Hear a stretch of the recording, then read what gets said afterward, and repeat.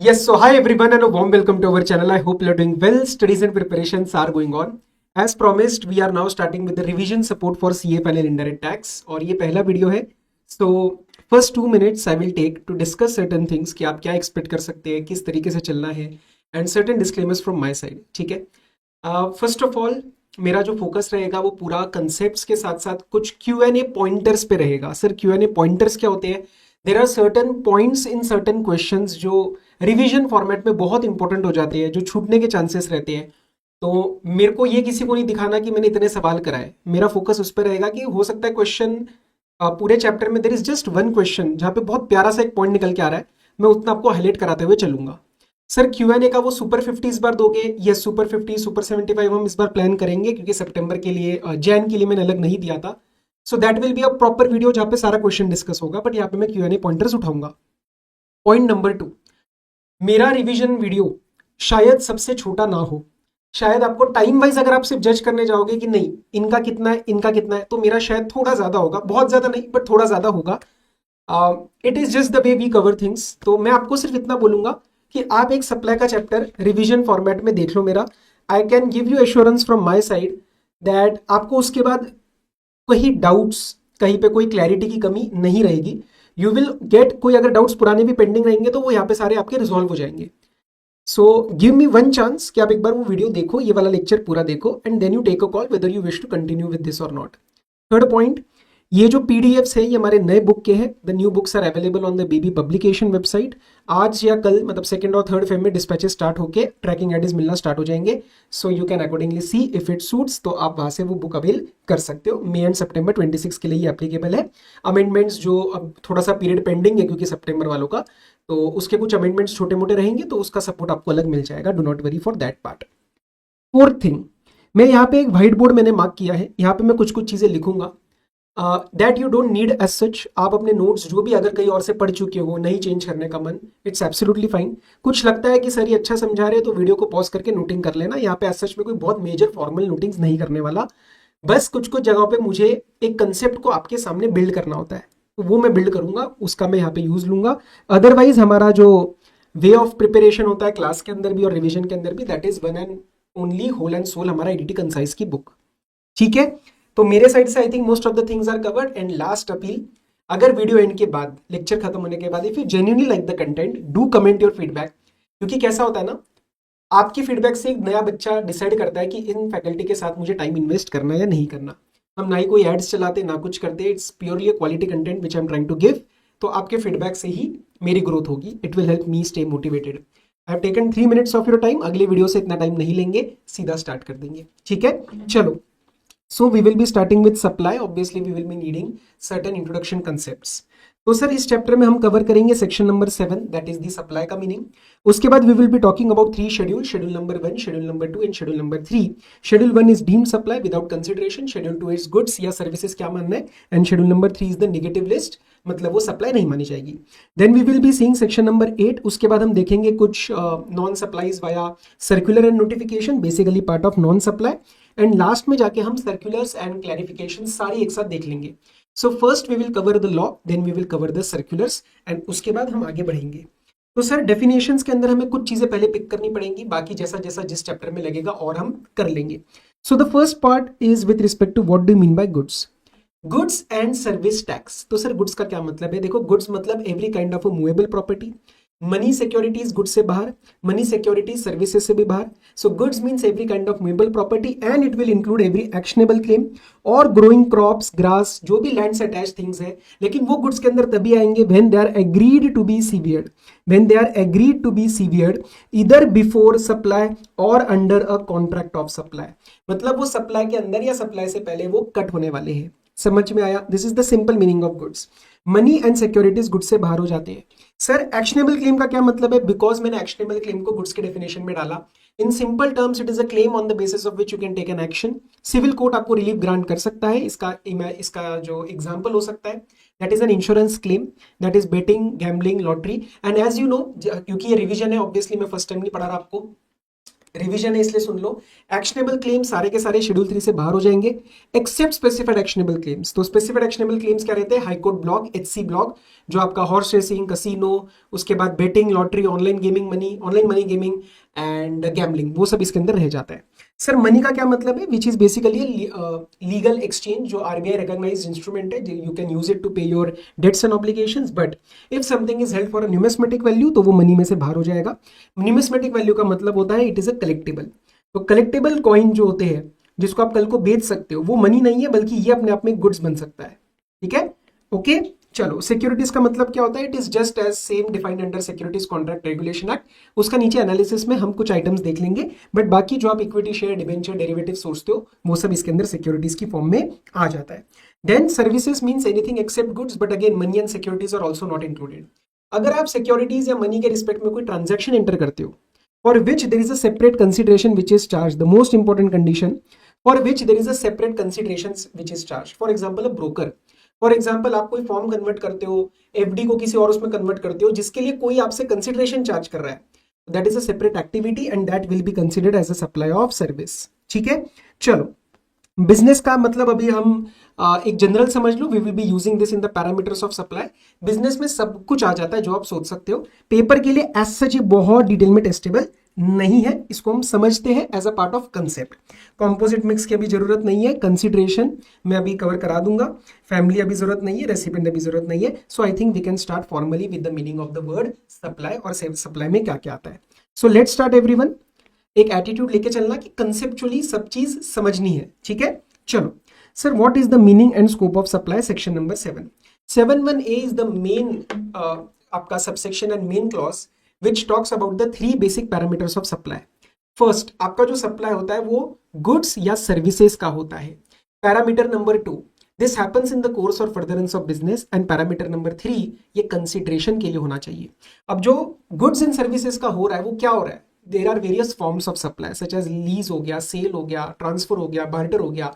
इनको legally define नहीं करा गया है, जरूरत भी नहीं है, and they have made the definition inclusive, they are not restricting. Okay, तो ये जस्ट एक अंडरस्टैंडिंग के लिए है, कल को कोई और फॉर्म्स ऑफ सप्लाई भी आ सकते हैं, but the point to be noted is वो गुड्स या सर्विस होना चाहिए। This is my parameter number 1। Parameter number 2 is consideration होना चाहिए, बट इसका एक एक्सेप्शन है शेड्यूल नंबर 1, दैट इज जो हम कवर करेंगे कि without consideration it can be a supply. And there is a parameter number 3 कि वो बिजनेस के चलते होना चाहिए, बट इसका भी एक एक्सेप्शन है 7.1b। तो सर 7.1b क्या कहता है वो हाथों हाथ देख लेते हैं। 7.1b says that if you are importing services, if you are importing services, में गुड्स की बात नहीं कर रहा, मैं सिर्फ सर्विस की बात कर रहा हूं, and if it is for consideration, consideration है, इंपोर्ट ऑफ सर्विस है, तो अब चाहे वो बिजनेस है या नहीं है, I don't care, I don't care, hence it is a exception to the condition of business. समझ में आया? यस, तो ये दोनों पैरामीटर्स हमारे कवर हुए, बेसिकली टोटल 3 पैरामीटर्स। 7.1a क्या कहता है कि whatever activities are conducted by a person other than individual। Sir ये किसकी बात कर रहा है? अदर देन इंडिविजुअल का क्या मतलब बना रहे हैं लोग? देखो, अदर देन इंडिविजुअल मतलब they are talking about clubs and societies. तो क्लब के रिस्पेक्ट में basically there was a ruling by supreme court, west Bengal state का कलकत्ता क्लब लिमिटेड में ये प्रॉब्लम हुआ था। सुप्रीम कोर्ट ने बोला था कि ये क्लब और उसके मेंबर्स ये अलग अलग लोग नहीं है, these are not 2 different people. यहाँ पे डॉक्ट्राइन ऑफ म्यूचुअलिटी लगा दिया और बोला कि आपस में सप्लाई नहीं कर सकते, आप टैक्स मत लगाइए। और ये बात लगी सीधा दिल को किसके? गवर्नमेंट को। और जब गवर्नमेंट के दिल में लगती है तो वो क्या कर देते हैं? वो अमेंडमेंट कर देते हैं। तो इन्होंने 7.1a लाया और बोला कि कोई भी ये जो क्लब और सोसाइटीज वगैरह है which are dealing with the members और उनके कॉन्स्टिट्यूएंट्स, वो आप सप्लाई बनाएंगे और उसके लिए they will be deemed to be distinct person. Distinct person मतलब ये अलग अलग लोग माने जाएंगे, डिफरेंट डिस्टिंक्ट माने जाएंगे, रिगार्डलेस ऑफ द फैक्ट कि कोई ऑर्डर, ट्रिब्यूनल का ऑर्डर, कोर्ट का ऑर्डर, जजमेंट क्या कहती है, हमें फर्क नहीं पड़ता। So please pay attention, this is notwithstanding anything contained in any law और any judgment, decree, order of any court, tribunal, whatever it may be. आप इसको 2 सेपरेट पर्सन मानिए और इनको आपस में आप सप्लाई ट्रीट करिए। सी, यहाँ पे लिखा नहीं है parameter number 4, but inherently there is a parameter number 4 that there is a supplier and there is a recipient। एक सप्लायर अलग आदमी है और एक रेसिपिएंट अलग आदमी है। तो मैं इसको जरा यहाँ पे लिखता हूं, please pay attention. IDT revision. Sir supplier का मतलब क्या होता है और रेसिपिएंट का मतलब क्या होता है? सी, एक बेसिक अंडरस्टैंडिंग लेंगे। Supplier is the person who is supplying, in simple words. Specified actionable claims के केस में जो लोग अरेंज करते हैं सप्लाई, जो इंटरमीडिएट की तरह काम करते हैं, जो प्लेटफॉर्म दे रहे हैं, हम उनको भी सप्लायर बना देते हैं just to increase the scope of the supplier. That is a deeming provision कि हम उनको सप्लायर बना देते हैं. ठीक है, this is only for the specified actionable claim. This is given in your supplier की definition. Okay, but in general क्या होता है, सप्लायर इज द पर्सन जो सप्लाई दे रहा है. Sir what is the meaning of recipient? This is very very important to understand. Recipient is the person who is liable to pay the consideration. Who is paying the consideration? I don't care. I am saying who is liable to pay the consideration. So inherently this is the fourth parameter that there are two separate parties. मैं अपने आप को supply नहीं कर सकता. For example मैं IDT की class पढ़ा रहा हूं, तो मैं अपने आप को नहीं पढ़ा रहा, मैं किसी और को पढ़ा रहा हूं. There is a recipient who is paying me the consideration, who is rather liable to pay the consideration. Okay, and sir अगर कंसिडरेशन इन्वॉल्व नहीं है, देन रेसिपिएंट का मतलब होता है जिसको आप गुड्स या सर्विसेज डिलीवर कर रहे हो या जिसको आप सर्विसेज रेंडर कर रहे हो. तो we see who is the beneficiary of that goods और सर्विसेज. ये बेसिक मीनिंग होता है सप्लायर और रेसिपिएंट का. तो सर आपको सप्लाई का मीनिंग क्लियर हुआ. The main parameters are covered under 7(1)(a). ठीक है, in which there are 3 parameters. Goods या सर्विस होना चाहिए, बिजनेस कंडीशन होनी चाहिए और कंसिडरेशन होना चाहिए. इसका एक्सेप्शन है शेड्यूल नंबर 1 और इसका एक्सेप्शन है 7(1)(b), in which there is an import of services और उसके अंदर कंसिडरेशन है, लेकिन बिजनेस हो या ना हो फर्क नहीं पड़ता. सर इसका पेमेंट कौन करेगा, रिवर्स चार्ज मैकेनिज्म लगेगा, ये सारी बातें हम रिस्पेक्टिव चैप्टर्स के अंदर कवर करेंगे. Right now my focus is on meaning of the word supply. 7(1)(a) और 7(2) कोई अलग से बात नहीं करते, ये सिर्फ आके बताते हैं, रेफरेंसेस देते हैं शेड्यूल 2 को और नेगेटिव लिस्ट शेड्यूल नंबर 3 को. अब मैं स्टार्ट करता हूं schedule number 1, that is what, that is a supply without consideration. तो इन एक्टिविटीज में कंसिडरेशन ना होते हुए भी आपका सप्लाई बन जाएगा. सर स्टार्ट करो, फटाफट आ जाओ. Paragraph number 1 is the permanent transfer or disposal of any business asset on which the ITC has been availed. So you were given ITC so that input tax credit can be set off with the output tax. Output tax के लिए जब वो supply बनाना था तो वहां पे consideration ही नहीं है, आपने फ्री में डीलिंग कर लिया, तो हम उसको कंसिडरेशन के बिना जबरदस्ती सप्लाई बनाएंगे, आपका टैक्स कैलकुलेट करवाएंगे और आईटीसी को उसमें से सेट ऑफ करवाएंगे. सो here the business asset word is not defined. This is point to be noted. Second point to be noted is कौन किसको ट्रांसफर कर रहा है इससे मैटर नहीं करता. हो सकता है होल्डिंग सब्सिडरी को परमानेंटली ट्रांसफर करे, वी डोंट केयर. ओके, तो ये आपका पैराग्राफ नंबर 1 बन गया. Paragraph number 2 is any transaction और any supply between distinct persons और रिलेटेड पर्संस. ये दोनों को अभी हमें डिफाइन करना पड़ेगा. किसको डिफाइन करना पड़ेगा?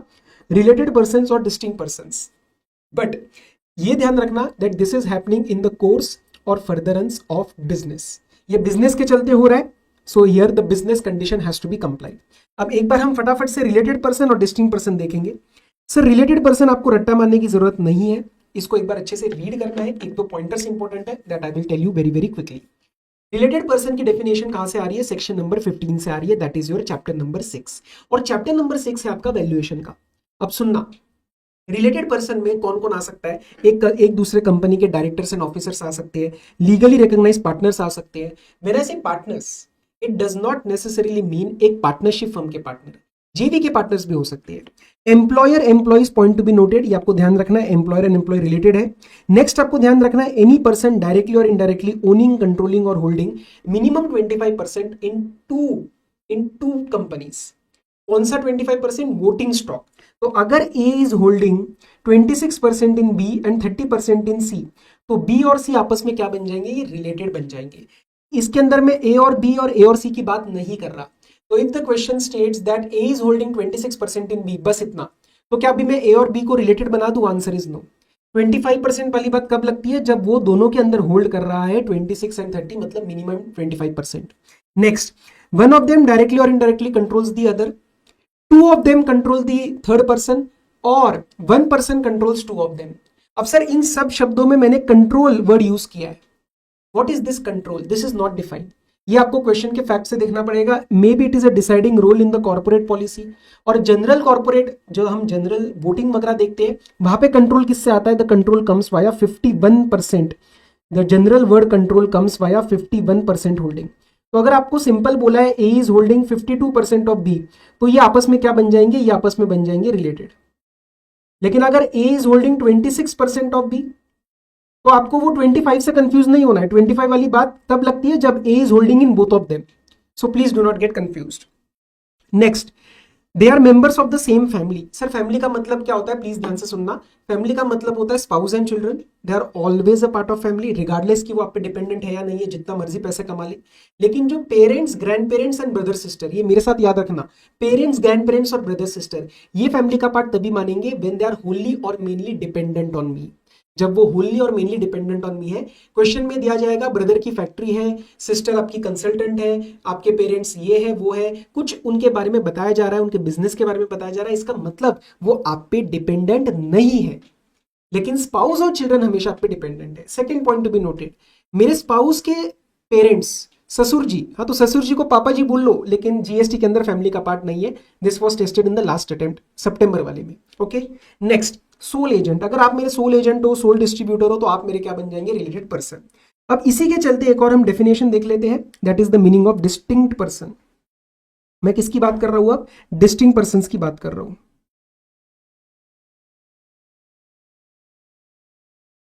डिस्टिंक्ट पर्सन दो तरीके से डिफाइंड है, सेक्शन नंबर 25(4) में आता है और सेक्शन नंबर 25(5) में भी आता है। सेक्शन 25 इज द रजिस्ट्रेशन का सेक्शन, तो ये उसी से लिंक्ड है। पे अटेंशन, 25(4) सिर्फ इतना कहता है कि अगर आपके 2 यूनिट्स है या 2 से ज्यादा यूनिट्स है, मतलब आपके 2 ऑफिसेस है या 2 से ज्यादा ऑफिसेस है, and all of them are registered, all of them are registered, तो ये आपस में डिस्टिंक्ट पर्सन बन जाएंगे। Sir are this in the one state और they are in more than one state, I don't care. आप एक स्टेट में मोर देन वन रजिस्ट्रेशन भी ले सकते हो। आप मोर देन वन स्टेट में हो तो ऑब्वियसली आपको सेपरेट रजिस्ट्रेशन लेना पड़ेगा, क्योंकि स्टेट वाइज रजिस्ट्रेशन होता है। तो एक स्टेट हो, मोर देन वन स्टेट हो, आई डोंट केयर। तो फॉर एग्जाम्पल मेरा महाराष्ट्र के अंदर 2 यूनिट्स रजिस्टर्ड है, मुंबई के अंदर और लेट्स से पुणे के अंदर। So my both of these units are distinct persons under section number 25 subsection 4। For example मेरा एक महाराष्ट्र में है और एक दिल्ली में है, ये दोनों रजिस्टर्ड है, ये मेरे क्या बन जाएंगे, 25(4). समझ में आया। 25(5) क्या कहता है, 25(5) कहता है कि फॉर एग्जाम्पल आपका महाराष्ट्र के अंदर, मुंबई के अंदर एक यूनिट रजिस्टर्ड है और आपका एक यूनिट है यूपी के अंदर जो कि अनरजिस्टर्ड है। सर अनरजिस्टर्ड क्यों है, there can be many reasons. For example ये टैक्सेबल सप्लाई नहीं करता, it is making non taxable supply, that is alcoholic liquor for human consumption. अभी मैं exempt supply, non taxable item समझा दूंगा, उसके ऊपर एक क्वेश्चन है, मैं कवर करा दूंगा, that is a part of the introduction only, please don't worry. तो अगर ये वाला केस बन जाता है कि एक यूनिट रजिस्टर्ड है और वो एक स्टेट में है और दूसरा यूनिट किसी और स्टेट में है जो कि अनरजिस्टर्ड है, तो हम इनको प्यार से क्या बोलेंगे, डिस्टिंक्ट पर्सन की जगह हम थोड़ा सा टर्म बदल देंगे, हम बोलेंगे these are units of distinct person, और we can call them establishment of distinct persons, establishment of distinct persons हम इनको बुलाएंगे। क्या ये बात समझ में आई? बात वही है 25(4), 25(5), बस इसमें बोलेंगे एस्टैब्लिशमेंट ऑफ डिस्टिंक्ट पर्सन, क्योंकि अलग अलग यूनिट्स है। If this would have been registered तो 25(4) ही लग जाता। 25(5) के अंदर एक और बात आपको ध्यान रखनी है कि ये मोर देन वन स्टेट की बात पक्का पक्का करने वाला है, ये मोर देन वन स्टेट की बात पक्का पक्का करेगा। So the second establishment is in some other state, वो सेम स्टेट के अंदर नहीं है। तो फॉर एग्जाम्पल मैं आपको 2 एग्जाम्पल्स के साथ और इसको क्लैरिटी देता हूं। सपोज मेरा दिल्ली के अंदर 2 यूनिट्स है, एक है पीतमपुरा में, ठीक है, पीतमपुरा में दिल्ली के अंदर मेरा एक यूनिट है और मेरा एक और यूनिट है दिल्ली के अंदर लेट्स से रोहिणी में। मैंने सेपरेट रजिस्ट्रेशन नहीं लिया है। जब आप सेपरेट रजिस्ट्रेशन नहीं लेते हो तो आपके एग्जिस्टिंग एड्रेसेस में one is a principal place of business and one is an additional place of business. तो ये क्या डिस्टिंक्ट पर्सन का केस बनेगा क्या? आंसर इज नो, ये आपका डिस्टिंक्ट पर्सन का केस नहीं बनेगा। Since there is no separate registration, ये 25(4) में नहीं जाएगा। Since it is only in one state that is Delhi, ये 25(5) के अंदर भी नहीं जाएगा। क्या आपको बात समझ में आई? Yes, okay. तो इस एग्जांपल से आपको और क्लैरिटी मिल गई है, 25(4) और 25(5) कहीं ना कहीं आपको क्लियर हो गया है। चलो चलो चलो चलो 25(4) हो गया, 25(5) हो गया, एग्जाम्पल्स भी मैंने करा दिए। अब हम बात करते हैं इस एक्सप्लेनेशन की।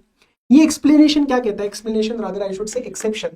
As we know employer and employer related person, अगर एम्प्लॉयर एम्प्लॉय को कोई गिफ्ट देता है तो सर क्या इसके अंदर शेड्यूल नंबर 3 का पैराग्राफ नंबर 1 नहीं क्या लग सकता?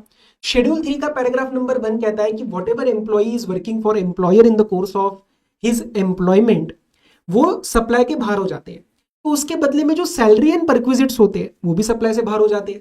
भाई ऐसा तो नहीं हो सकता एक ट्रांजैक्शन का एक पार्ट सप्लाई और एक पार्ट सप्लाई नहीं है। तो सर वही चीज आप यहां पे क्यों नहीं लगा रहे? Because gifts are not perquisites, gifts are not a part of your contractual obligation. जो गिफ्ट्स है वो आपके कॉन्ट्रैक्चुअल ऑब्लिगेशन का पार्ट नहीं है।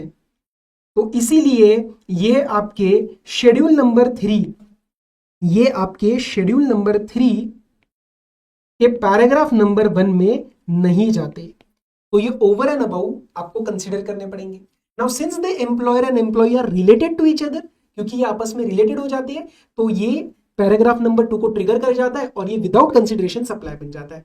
तो अगर एम्प्लॉयर ने मुझे गिफ्ट दिया तो वो सप्लाई में काउंट हो सकता है, लेकिन हमने यहाँ पे एक्सेप्शन दिया कि आप पर एम्प्लॉई पर फाइनेंशियल ईयर 50,000 का एक गिफ्ट दे सकते हो। तो मुझे वीवो का फोन दिया 20,000 का, ये सप्लाई नहीं है, लेकिन अगर मुझे आईफोन 17 दिया 1.5 लाख रुपए का, तो वो सप्लाई बन जाएगा, वहां पे आपको लाइबिलिटी में उसको ले लेना है। Next we talk about is the paragraph number 3, जो कि बहुत ही प्यारा सा पैराग्राफ है। इसको जरा समझते और बढ़िया तरीके से। क्या कहता है sir paragraph number 3? Paragraph number 3 talks about agents in involvement. Agent मतलब जो मेरे लिए सप्लाई करता है या जो मेरे लिए रिसीट लेता है, ठीक है सर। एजेंट मतलब मेरे लिए, मेरे बिहाफ पे काम कर रहा है, I am the principal. So 2 points to be noted here, we are going to be talking about the invoice test, and second point to be noted is we are going to talk about only and only goods. Services यहाँ पे covered नहीं है। छोटा सा statement में पास कर रहा हूं, I hope you agree with that अगर एजेंट का इन्वॉल्वमेंट है तो मेरे और एजेंट के बीच में अगर कोई सर्विस की डीलिंग हो रही है तो वो हमारा सप्लाई बनेगा only and only when there is a consideration. Sir ऐसा कैसे बोल रहे हो? क्योंकि ये जो पैराग्राफ नंबर 3 है ना, ये सिर्फ और सिर्फ गुड्स के लिए लगता है। तो जो मैं इनवॉइस टेस्ट बनाऊंगा अभी, जो मैं सप्लाई विदाउट कंसिडरेशन बनाऊंगा, I am only and only going to talk about the goods. Sir लेकिन अगर वो सोल एजेंट हुआ तो भाई साहब फिर तो पैराग्राफ नंबर 2 लग जाएगा। गाइस सुनो ना, सोल एजेंट बन गया तो पैराग्राफ नंबर 2 लग जाएगा। मैं नॉर्मल एजेंट की बात कर रहा हूं, वो मैं पैराग्राफ 3 में बात करूंगा, where I will talk about the invoice test, where I will talk about only and only goods. तो सर कहानी की शुरुआत करते हैं बहुत ही लॉजिकल तरीके से। ये है बाबूराव। कौन है ये? बाबूराव। और ये है आपका श्याम, नहीं ये राजू था, हमारे क्लास का एग्जांपल ले रहा हूं। और ये है श्याम। ये है कस्टमर, ये है एजेंट, और ये है प्रिंसिपल। कहानी सिर्फ इतनी चल रही है कि इन दोनों के बीच में जो गुड्स का ट्रांजैक्शन हुआ है, is it a supply without consideration? इसको किसी और शब्दों में अगर लिखने का ट्राई करें तो क्या बनेगा? Whether mister Raju is an agent under the ambit of paragraph number 3 schedule number 1। वो वही मतलब बन रहा है कि विदाउट कंसिडरेशन सप्लाई है क्या, उसके लिए मैं लगाऊंगा इनवॉइस टेस्ट। और वो इनवॉइस टेस्ट ये होता है कि ये जो ट्रांजैक्शन हो रही है by the agent to Shyam, Raju to Shyam जो ट्रांजैक्शन हो रही है, इसमें जो इनवॉइस जनरेट किया जा रहा है, ये इनवॉइस किसके नाम पर है भैया? अगर ये राजू के नाम पे है, अगर ये राजू के नाम पे है, इसका मतलब ट्रांजैक्शन हुई है राजू टू श्याम। तो सर प्रिंसिपल की लायबिलिटी भी तो निकालनी है ना, अल्टीमेट लायबिलिटी तो बाबूराव की है। तो अगर आपने यहाँ पे राजू की लायबिलिटी निकालती तो आपको ये लायबिलिटी भी निकालनी पड़ेगी। This is known as the invoice test is passed. तो उस केस में ये ट्रांजैक्शन विदाउट कंसिडरेशन सप्लाई बन जाएगा under paragraph number 3 schedule number 1। But अगर जो अगला वाला इनवॉइस गया है वो गया है बाबूराव के नाम पे, वो किसके नाम पे गया है? बाबूराव के नाम पे। तो ट्रांजैक्शन हुई कैसे? बाबूराव टू श्याम। तो आपको दोबारा ये ट्रांजैक्शन विदाउट कंसिडरेशन सप्लाई बनाने की जरूरत नहीं है। क्यों जरूरत नहीं है सर? क्योंकि इसकी 2 बार सप्लाई थोड़ी बनाओगे, बन गई ना एक, उसने डायरेक्टली इनवॉइस इशू कर दिया, तो इस ट्रांजैक्शन को मारो गोली, invoice test failed. So only question you need to ask is further transaction के लिए इनवॉइस किसके नाम पे गया? अगर एजेंट के नाम पे गया, इनवॉइस टेस्ट खटाक पास कर देना और फिर ये भी आपका ट्रांजैक्शन विदाउट सप्लाई बन जाएगा। लेकिन बाबूराव के नाम पे गया तो फिर ये सप्लाई बन गया, ये आपका ट्रांजैक्शन विदाउट कंसिडरेशन सप्लाई नहीं बनेगा। क्या आपको ये बात समझ में आई? आनी चाहिए। अच्छे से समझाया मैंने, क्लास जैसा समझा रहा हूं। चलो आ गया ना, आ जाओ।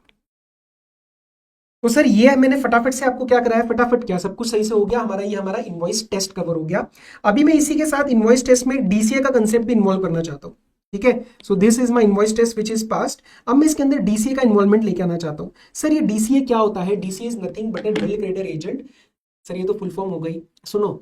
डेल क्रेडिटर एजेंट होता है person with a guarantee of payment. तो ये प्रिंसिपल को कहता है कि अगर तेरा कस्टमर शाम ये नालायक निकला तो उस केस में मैं इसको लोन दूंगा और ये पैसा तेरे पास आएगा, मैं उससे इंटरेस्ट ले लूंगा लेकिन तेरे को पैसा मिल जाएगा। तो sir 2 issues come into play. Issue number 1, whether DCA is a agent under ambit of paragraph number 3 schedule number 1। मतलब क्या डीसी और प्रिंसिपल के बीच में transaction without consideration will be a supply? उसके लिए हमने बोला कि भाई हम कुछ नया नहीं बताएंगे, हम लगाएंगे same to same invoice test. यहाँ पे हमें कुछ अलग लगाने की जरूरत नहीं है, you apply the same invoice test. But issue number 2, what about interest? जो इंटरेस्ट डीसीए कस्टमर से चार्ज करेगा, मतलब जो हमारा Raju that was a DCA, अगर उसने शाम को लोन दिया तो उसके ऊपर जो इंटरेस्ट चार्ज किया जाएगा उस इंटरेस्ट का ट्रीटमेंट कैसे करना है। यहाँ पे दो केसेस पॉसिबल है। Case number 1 is DCA is not N agent under paragraph number 3, मतलब इनवॉइस टेस्ट पास नहीं हुआ, मतलब बाबूराव से सीधा शाम को सेल हुआ है, बाबूराव से सीधा शाम को सेल हुआ है और राजू ने अलग से एक लोन दिया है शाम को। तो मुझे बताओ इसके अंदर कितनी एक्टिविटीज इन्वॉल्व है? इसके अंदर 3 एक्टिविटीज इन्वॉल्व है। प्रिंसिपल ने रेसिपिएंट को सेल किया, एजेंसी सर्विसेज डीसीए ने अपना कमीशन खाया और लोन दिया डीसीए ने रेसिपिएंट को। तो इसके अंदर जो इंटरेस्ट चार्ज किया जाएगा, I am talking about this interest which will be charge from Shyam by the DCA, क्या this interest will be a part of the valuation of goods by the principal to the customer? Answer is no, क्योंकि ये दोनों अलग अलग है, ये independent है, ये दोनों अलग पार्टीज है, ये दोनों अलग पार्टीज है। राजू ने लोन दिया है तो उसका वैल्यूएशन में क्या मतलब जो बाबूराव सेल कर रहे हैं। So in this case interest will not form part, in this case the interest would not form part of the valuation of the goods by the principal to buyer। लेकिन अगर DCA agent बन गया, DCA agent बन गया मतलब now there are 4 activities involved. First is the sale by principal to the DCA. Second is the further supply by DCA to the customer, that was Sham in my case. Third is the agency services and fourth is the loan। अब मुझे एक बात बताओ, जो यहाँ पे DCA ने शाम को लोन दिया है, क्या इसका इंटरेस्ट अभी भी एक इंडिपेंडेंट सप्लाई है क्या? No. Now this interest will form part of the valuation of goods by the DCA to the Shyam. और ये मैं नहीं, ये सेक्शन 15 भी कहता है, लॉजिक तो कहता ही है, हम बोलते हैं क्लास में फील फैक्टर। तो लॉजिक तो क्लियर ही है कि अब ये दोनों अलग अलग थोड़ी है। डीसीए ने ही सेल किया है अपने इनवॉइस पे नाम पे और डीसीए ने ही इंटरेस्ट जो है वो चार्ज किया है शाम से। So in this case now the loan transaction is not an independent supply. मैं अभी भी ये नहीं कह रहा कि ये इंटरेस्ट इसका पार्ट बन जाएगा, मैं ये नहीं कह रहा, मैं इसके पार्ट बनाने की बात कर रहा हूं। So in this case interest will be included in the valuation of supply by the DCA to buyer as per 15(2)(d). 15(2)(d) valuation में भी ये चीज आती है, इंटरेस्ट को आपको इंक्लूड करना पड़ता है। और रही बात पैराग्राफ नंबर 4 की, तो यहाँ पे पैराग्राफ 4 क्या कहता है? If you are importing services without consideration it will be a supply if 2 conditions are satisfied. Condition number 1 business test, condition number 2 आप किससे इंपोर्ट कर रहे हो? या तो आप अपने एस्टेब्लिशमेंट से इंपोर्ट कर रहे हो या तो फिर आप अपने रिलेटेड पर्सन से इंपोर्ट कर रहे हो। तो सर इसमें अब हमें ना कंफ्यूजन हो रहा है। कहाँ कंफ्यूजन हो रहा है सर? 7(1)(b) में भी आपने कुछ बात बोला था और आप पैराग्राफ नंबर 4 के अंदर भी आके कुछ बात कर रहे हो। तो सुनो, इसका एक छोटा सा आपके सामने एक डायग्राम दे देते हैं। Pay attention to the interlinking. 7(1)(b) plus paragraph number 4 schedule number 1 दोनों ही कहीं ना कहीं किसकी बात कर रहे हैं? बात कर रहे हैं इंपोर्ट ऑफ सर्विस की। अगर कंसीडरेशन है, स्ट्रक्चर थिंकिंग को फॉलो करो। मैं 2 बातें बहुत बोलता हूँ, स्ट्रक्चर थिंकिंग और फील फैक्टर, ये दोनों तुमने अगर मेरे साथ पढ़ लिया, समझ लिया, तो आईडीटी तुम फोड़ दोगे। ठीक है, तो सुनो, स्ट्रक्चर थिंकिंग में सबसे पहले सोचो कंसीडरेशन है क्या। अगर कंसीडरेशन है तो तुम्हारे दिमाग से शेड्यूल नंबर 1 गायब हो जाना चाहिए। तो तुम्हारे दिमाग में रहेगा 7(1)(b। 7(1)(b) कहता है कि आपका बिजनेस कंडीशन हो या ना हो, ये सप्लाई बन जाएगा। लेकिन अगर कंसीडरेशन नहीं है तो 7(1)(b) तुम्हारे दिमाग से गायब हो जाना चाहिए। क्यों गायब हो जाना चाहिए? क्योंकि 7(1)(b) बोलता है कंसीडरेशन है, लेकिन यहां कंसीडरेशन नहीं है। तो मैं पैराग्राफ नंबर 4 लगाऊंगा। फिर पैराग्राफ नंबर 4 कहता है 2 कंडीशन लगाओ, बिजनेस टेस्ट होना चाहिए और तुम्हारा इंपोर्ट किससे हो रहा है? रिलेटेड पर्सन से या फिर तुम्हारे खुद के एस्टेब्लिशमेंट से। अगर वो दोनों पूरा हुआ तो सप्लाई बन जाएगा, वरना it is not a supply. Structure thinking clear है दोस्त? ओए क्लियर है ना? चलो 2 बातें और सुन लो। Free samples and free gifts ये सप्लाई नहीं होते क्योंकि आउटपुट साइड पे कोई कंसीडरेशन नहीं है। हाँ सर, अगर कल को शेड्यूल नंबर 1 लग जाए, आईटीसी वगैरह लिया हुआ है, कोई पैराग्राफ हिट कर जाए तो सप्लाई बन जाएगा। Buy 1 get 1 free is just like a normal supply, 2 items at a price of 1। बाकी कुछ नहीं है उसके अंदर, एकदम नॉर्मल है। शेड्यूल नंबर 2 की बात करते हैं। सर शेड्यूल नंबर 2 क्या कहता है? इसके अंदर ना उन्होंने फर्स्ट जो 4 आइटम्स है ना, 4 पैराग्राफ्स, ये आप नहीं भी करोगे तब भी चल जाएगा, मैं ऊपर ऊपर से आपको बता देता हूँ। इसमें कुछ भी नहीं है, नॉर्मल दिमाग लगाना है आपको, नॉर्मल लॉजिक दैट अगर आप कहीं पे गुड्स का टाइटल ट्रांसफर करते हो तो वो गुड्स बनेगा। शेड्यूल 2 आके सिर्फ आपको कुछ चीजें क्लैरिफाई कर रहा है कि ये अगर सप्लाई बना, अब सप्लाई बनाना या नहीं बनाना ये शेड्यूल 2 का काम ही नहीं है, ये काम है सेक्शन 7 का और ये काम है शेड्यूल नंबर 1 का। शेड्यूल 2 आके कुछ जगह पे जहां पे प्रॉब्लम हो सकता है वहां पे चीजें क्लैरिफाई कर रहा है और बोल रहा है कि मैं सिर्फ इतना बताऊंगा कि ये गुड्स बनेगा या सर्विस बनेगा। ठीक है, तो ये एकदम ही लॉजिकल है कि अगर आप टाइटल ट्रांसफर कर देते हो तो गुड्स बनेगा, टेम्पररी राइट ट्रांसफर कर रहे हो, टाइटल अपने पास रख रहे हो तो वो सर्विस बन जाएगा, हायर परचेज एग्रीमेंट गुड्स बन जाएगा, लीज और रेंटल सारा का सारा सर्विस बन जाएगा, जॉब वर्क जॉब चैप्टर 16 में करते हो in which you apply some process to goods belonging to other person, वो हमेशा सर्विस माना जाता है। हो सकता है आप उसके अंदर अपने गुड्स भी यूज कर रहे हो। ठीक है। उसके बाद अगर आप कहीं पे गुड्स ट्रांसफर कर देते हो तो गुड्स बन जाएगा, टेम्पररी यूज वो सर्विस बन जाएगा।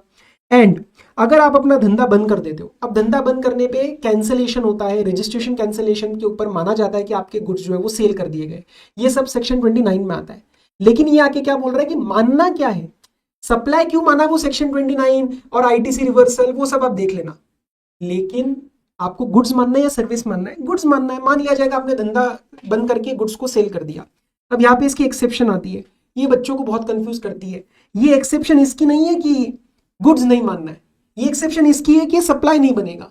जैसे फॉर एग्जांपल आपने गोइंग कंसर्न बिजनेस ट्रांसफर कर दिया तो दिस इज एग्जेम्प्ट, तो एग्जेम्प्ट बन गया तो ना ही सप्लाई ऑफ गुड्स बनेगा ना ही सप्लाई ऑफ सर्विस बनेगा। या फिर आपका पर्सनल रिप्रेजेंटेटिव धंधा आगे चला रहा है, आपने वो बिजनेस ट्रांसफर कर दिया, तो अभी आपका सप्लाई ऑफ गुड्स नहीं बनेगा। ठीक है, तो ये थोड़ा कंफ्यूजिंग मैनर में, बट पेपर के लिए कुछ ज्यादा इसका रेलिवेंस एज सच नहीं है। हाँ, पैराग्राफ 5 और 6 बहुत इंपॉर्टेंट है, उसको पकड़ लेते हैं।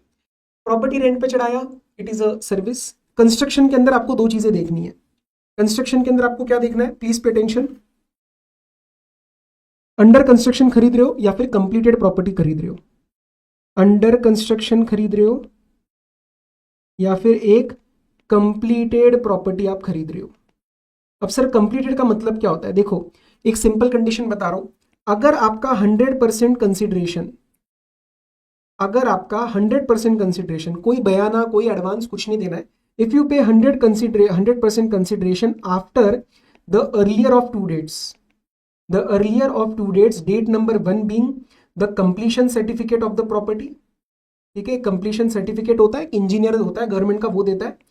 या फिर फर्स्ट ऑक्यूपेशन, मतलब वहां पे आके कोई रहने लग गया, तो सर इसका सिंपल मतलब ये हुआ है कि प्रॉपर्टी कंप्लीट हो चुकी है और now you are buying it, तो इस केस में ये सप्लाई नहीं बनता, ये सप्लाई नहीं माना जाता। अब इसके दो रीजन है कि यहाँ पे जीएसटी क्यों नहीं लग रहा। एक तो हमने बता दिया कि ये सप्लाई नहीं माना जाएगा, एक फील फैक्टर लगाओ। एक फ्लैट अगर आप खरीदते हो, एक बनी बनाई बिल्डिंग है, लोग रह रहे हैं, tomorrow you go and buy flat, तो are you buying goods? No, it is not a movable property. Are you buying any service? No, कोई वहां पे आपके लिए कुछ काम कर ही नहीं रहा। लेकिन अगर अंडर कंस्ट्रक्शन प्रॉपर्टी बाय कर रहे हैं, इसका मतलब ये कंडीशन फेल हो गई है, या तो आपने एडवांस दे रखा है, ठीक है, या तो आपने बिल्डिंग बन रही है अंडर कंस्ट्रक्शन में बाय किया है, तो उस केस में आप इसको मानेंगे supply of services, which is very logical, कि जब आप परचेज कर रहे हैं तो आपका बिल्डर आपको वो बना के दे रहा है। ठीक है, क्लास में हमने इसका एग्जांपल भी दिखाया था, अंडर कंस्ट्रक्शन प्रॉपर्टी में एग्रीमेंट की कॉस्ट पे 5% का जीएसटी लगा था, रेजिडेंशियल प्रोजेक्ट्स में 1 and 5% का रेट रहता है, तो वो इसके अंदर लगा दिया। ठीक है, समझ में आया आपको ये बात?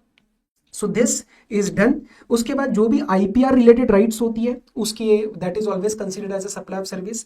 आईटी सॉफ्टवेयर जो पुराने जमाने में पुराने इनडायरेक्ट टैक्सेस के अंदर डबल टैक्स बेचारा हो जाता था, वो अब के इसमें एक सर्विस ही माना जाता है।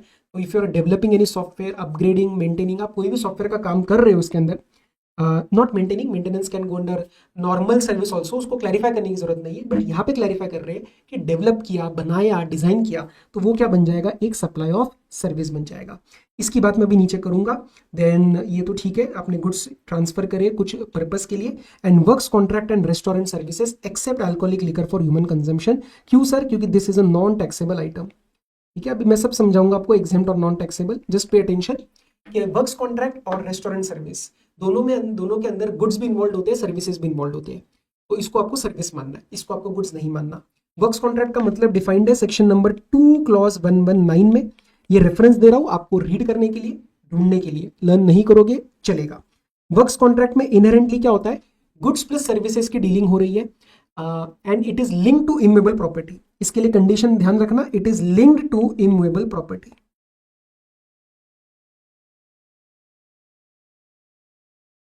तो फॉर एग्जाम्पल आपके लिए कोई इंडिपेंडेंट बंगलो बना के दे रहा है, तो वो आपको कंस्ट्रक्ट भी करके दे रहा है, वो जो ठेकेदार रहेगा, कॉन्ट्रैक्टर रहेगा, वो आपको कंस्ट्रक्ट भी करवा के दे रहा है, वो आपको कहीं ना कहीं आइटम्स भी सेल कर रहा है, उसके अंदर जो भी सामान लग रहा है, एसी लग रहा है, टाइल्स लग रही है, सीमेंट लग रहा है, तो वो वर्क्स कॉन्ट्रैक्टर बन जाता है, वो वर्क्स कॉन्ट्रैक्ट की सर्विस मानी जाती है। एंड रेस्टोरेंट सर्विस में आप सिर्फ प्री पैकेज खाना नहीं बाय कर रहे हो, आपको सर्व किया जाता है, तो इनहेरेंटली दोनों है, लेकिन मानना उसको सर्विस ही है। Next we will be talking about is the non supply. Non supply में फॉल करने के तीन तरीके हैं, या तो शेड्यूल नंबर 3, या तो सर्कुलर से गिरना, या तो नोटिफिकेशन से गिरना। अब मैं स्टार्ट करता हूँ आपके साथ डिस्कशन शेड्यूल नंबर 3 का, लेकिन मैं थोड़ा सा पानी पी लूँ। मजा आ रहा है आपको? बीच में कमेंट करने का मन हो तो कर देना यार, मेरे को भी अच्छा लगता है।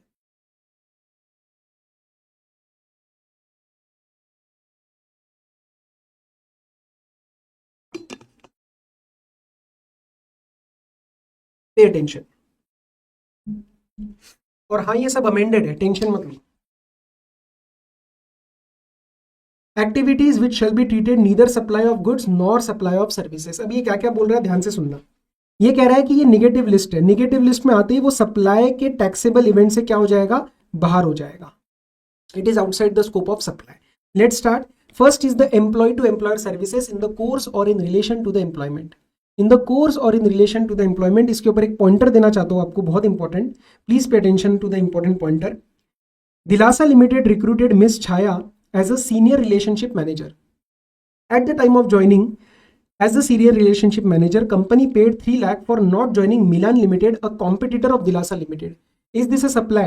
देखो मैं फिर से बोल रहा हूँ, शेड्यूल नंबर 3 के अंदर पैराग्राफ नंबर 1 के अंदर आपके दो कंडीशंस आ रहे हैं। एक तो एम्प्लॉय और एम्प्लॉयर का रिलेशनशिप है, लेकिन जो सेकंड कंडीशन है वो भी है that service should be in the course of employment. तो आप जब सैलरी के लिए काम कर रहे हो तो वो salary is not a part of that, work is not a part of supply.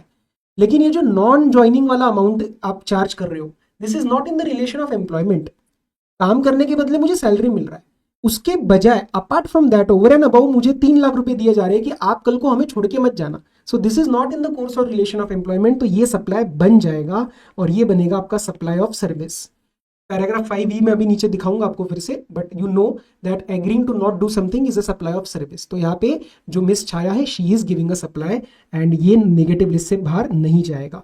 ठीक है, चलो आगे आ जाओ। सर इसके अंदर कैजुअल एम्प्लॉयज भी इंक्लूडेड होते हैं। नेक्स्ट, जो भी हमारा कोर्ट ट्रिब्यूनल वगैरह है, company law tribunal, district court, high court, supreme court, ये सब सप्लाई से बाहर है। इनकी सारी फीस जो है वो जीएसटी से बाहर हो जाती है, including consumer dispute redressal commission. ये टेक्निकल ट्रिब्यूनल नहीं होते लेकिन ट्रिब्यूनल की तरह ही होते हैं। देन उसके बाद MP, MLA, legislature, local authority के जो भी लोग हैं, पीएम, प्रधानमंत्री, president post, CAG of India, constitutional post, सब लोग ये कहा हो जाते हैं, ये सप्लाई से बाहर हो जाते हैं। सर उसके बाद एक चीज का ध्यान रखना, जो भी गवर्नमेंटल बॉडीज है जो गवर्नमेंट ने एस्टेब्लिश करी है, उन बॉडीज के अंदर if there is someone who is working not as an employ, if he is working as an employ तो उसको नीचे तक जाने की जरूरत ही नहीं, वो यहीं से बाहर हो जाएगा। लेकिन इन सरकारी बॉडीज में अगर कोई काम कर रहा है as a chairperson, member, director, जो कि एम्प्लॉय नहीं है, तो उसके लिए यहाँ पे शेड्यूल नंबर 3 में एक और क्लॉज आता है और वो बोलता है कि सप्लाई नहीं बनेगा, वो सप्लाई नहीं बनेगा। तो समझो, if someone is working in any of the body which is not a government, तो अगर वो गवर्नमेंट की बॉडी की तरह नहीं है और वो एम्प्लॉय भी नहीं है, तो उसके सारे क्लॉज फेल कर गए। उसका फर्स्ट वाला भी फेल कर गया, उसका ये वाला भी फेल कर गया, फिर वो सप्लाई बन जाएगा। तो सर थोड़ा सा कंफ्यूज हो गए हम। देखो, आप एम्प्लॉय हो तो कोई भी बॉडी हो सप्लाई से बाहर हो जाएगा। अगर आप एम्प्लॉय नहीं हो, आप कंसल्टेंट वगैरह की तरह काम कर रहे हो, डायरेक्टर की तरह काम कर रहे हो, जो कि एक कंसल्टिंग फी ले रहा है, and if that body is established by the government, तो आप इस क्लॉज में आ जाओगे, ड्यूटीज परफॉर्म बाय चेयरपर्सन और any director in a body established by the government. Government मतलब सीजी, एसडी या फिर third level is the local authority. ठीक है, चलो नेक्स्ट।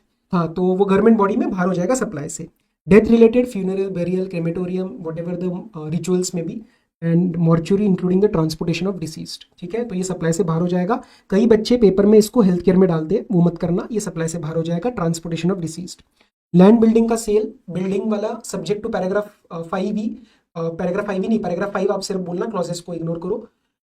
सर क्या आपने बताया था, कंस्ट्रक्शन, अंडर कंस्ट्रक्शन को सप्लाई ऑफ सर्विस बनाना है, लेकिन अगर कंप्लीटेड प्रॉपर्टी है तो वो यहाँ पे मैंने बोला आपको सप्लाई से बाहर हो जाएगा। सर अगर लैंड को डेवलप करवाया, तो लैंड बिल्डिंग, लैंड को अगर मैंने डेवलप कराया, लेट्स से इस लैंड के ऊपर मैंने थोड़ा सा सॉइल वगैरह का कुछ टिलिंग वगैरह कराई है, इसके अंदर पाइपलाइन वगैरह डलवा दी, हाँ तो क्या फर्क पड़ता है। Develop land is also a land. अगर आपने डेवलप लैंड करवाया है, that is also a land, and land is not a part of supply. ये इसका लीगल रीजन है, बट लॉजिकल फील फैक्टर भी पकड़ो ना यार, ये मूवेबल प्रॉपर्टी थोड़ी है, आप लैंड को मूव थोड़ी कर सकते हो। ठीक है, तो डेवलप लैंड भी अगर आप सेल करते हो, that is not a supply. Just to clarify that GST will be applicable on the developing charges. Pipeline वगैरह, टिलिंग वगैरह, उस पर जीएसटी लगेगा, लेकिन लैंड सेल के ऊपर या बिल्डिंग सेल के ऊपर जो कि अंडर कंस्ट्रक्शन नहीं है, that is not a supply.